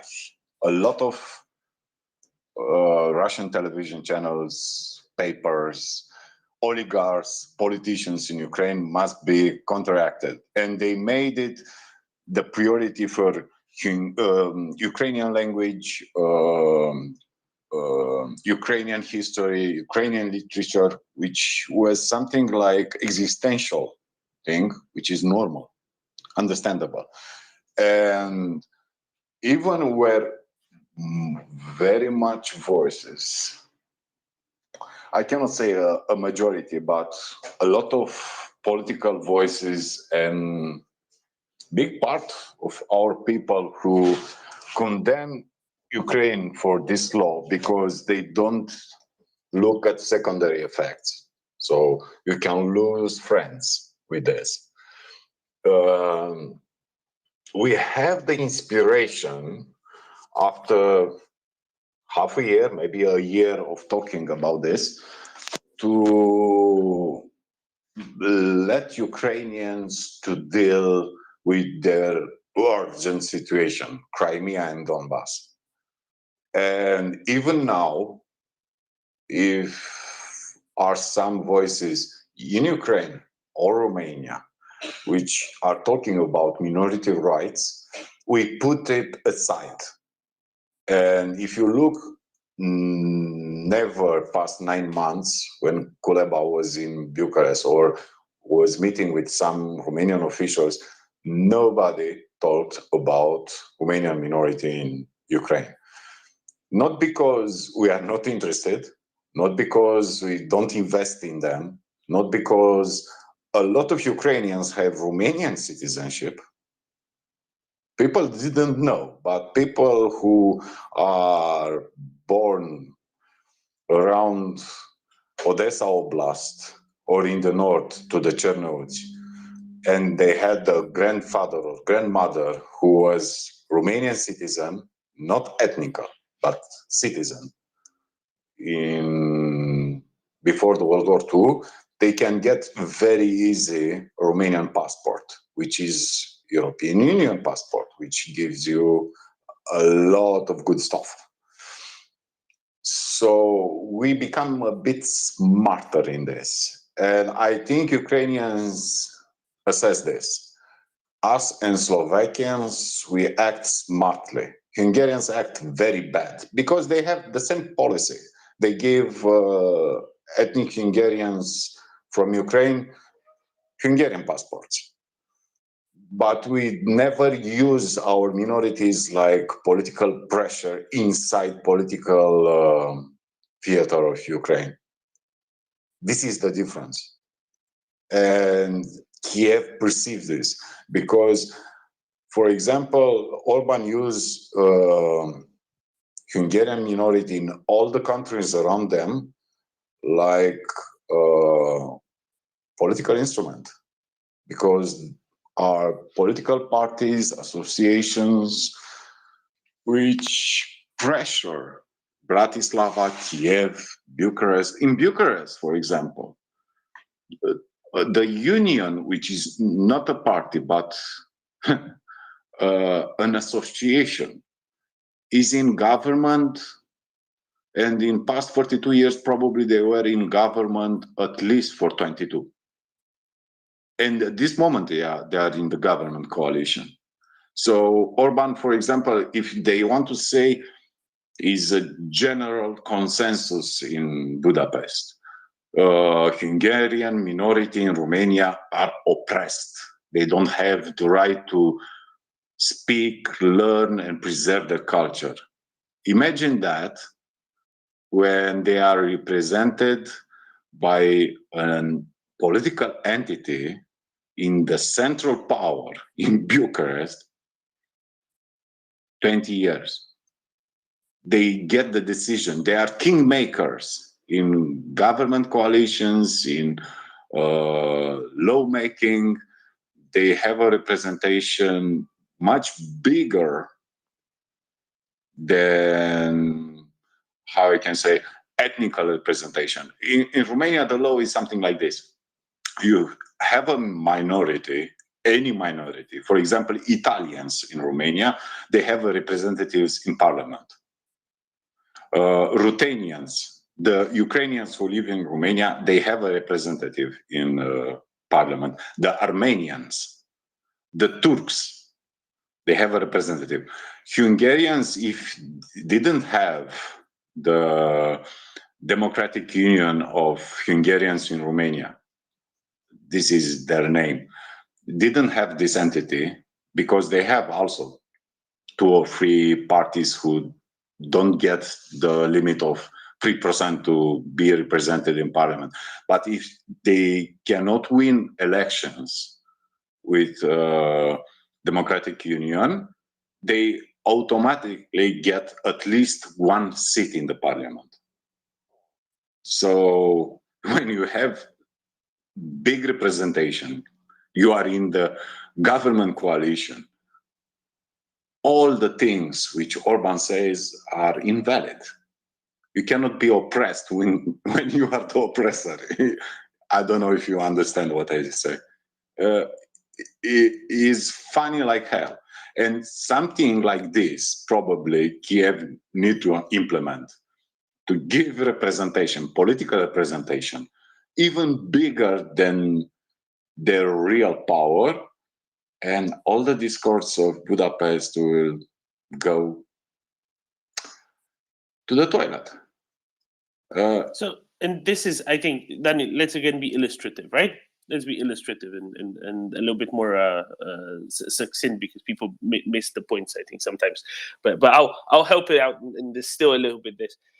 There's a difference between having minority rights respected on a systematic level, but there's a difference in how you come about that, right? And the best way, and Romanian politicians realize this, the best way to help out the Romanian community inside Ukraine, because Ukraine has some very particular problems with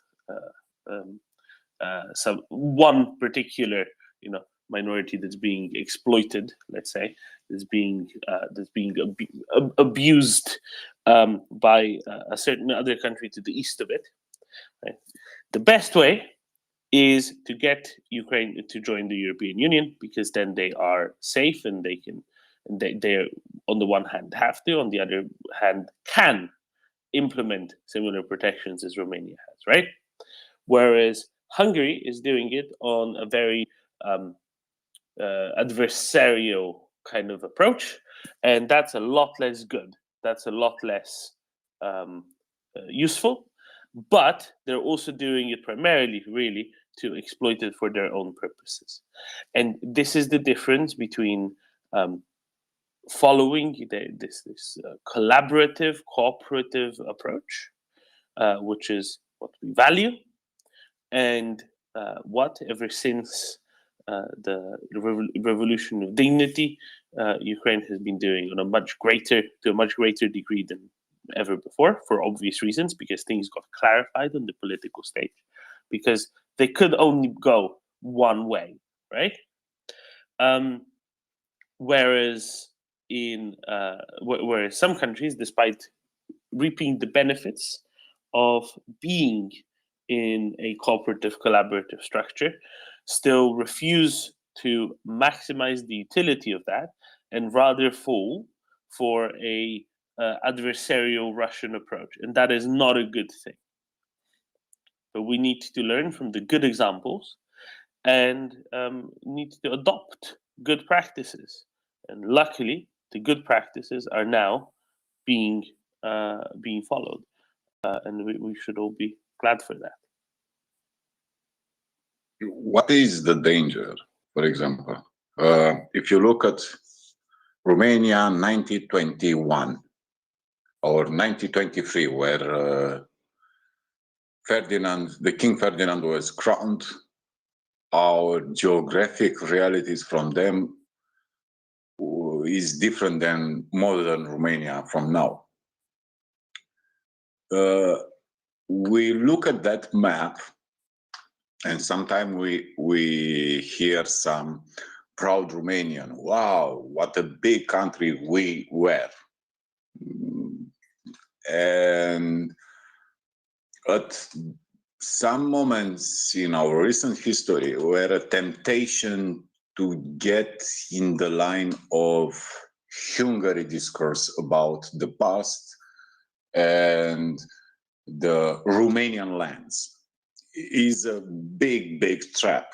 Because if you play this trap, this discourse, which Russians use at this moment, for example, and start claiming western part of Odessa Oblast, for example, or the Republic of Moldova, like being Romanian lands,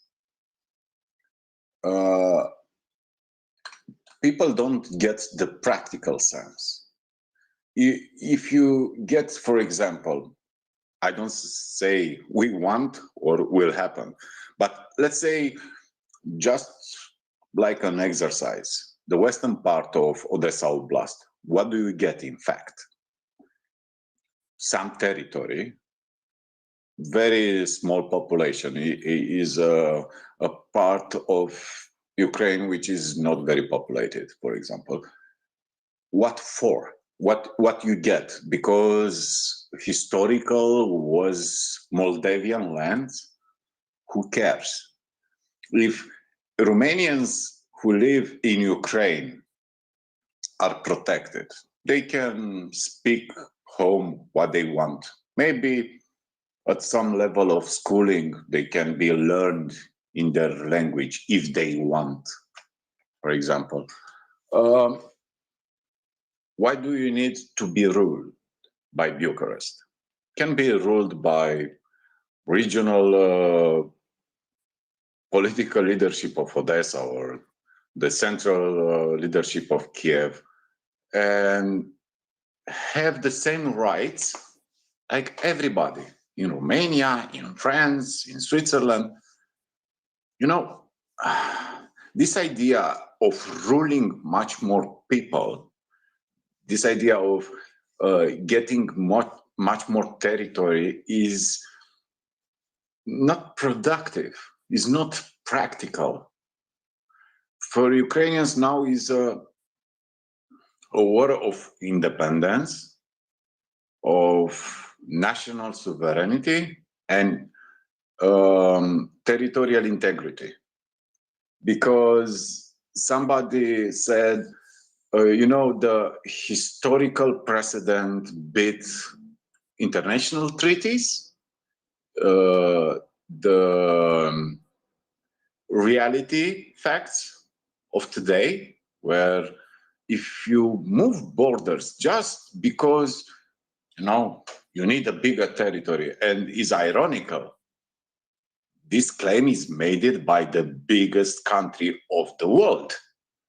So you cannot say they don't have enough space like Germans had, you know, before World War II, when they said we don't have enough space. Russia cannot say that. I saw some arguments like Western Russia is populated because it's the most livable place in all the country. But again, we have Japan. Japan have probably 15-25% of their country livable. And this not make them wanting to expand again, make again a Japanese empire. And Russians going for Donbass, like, you know, people speak Russian there. Is not a great argument. Is not something. Why Americans don't say, you know, Canada is a very American place. It's placed in our hemisphere of interest. The people speak English. They are like us. So they are Americans, and we need to destroy Ottawa. Why they don't do I mean, this? they did, right? They did that. It's, Okay, 200 years ago.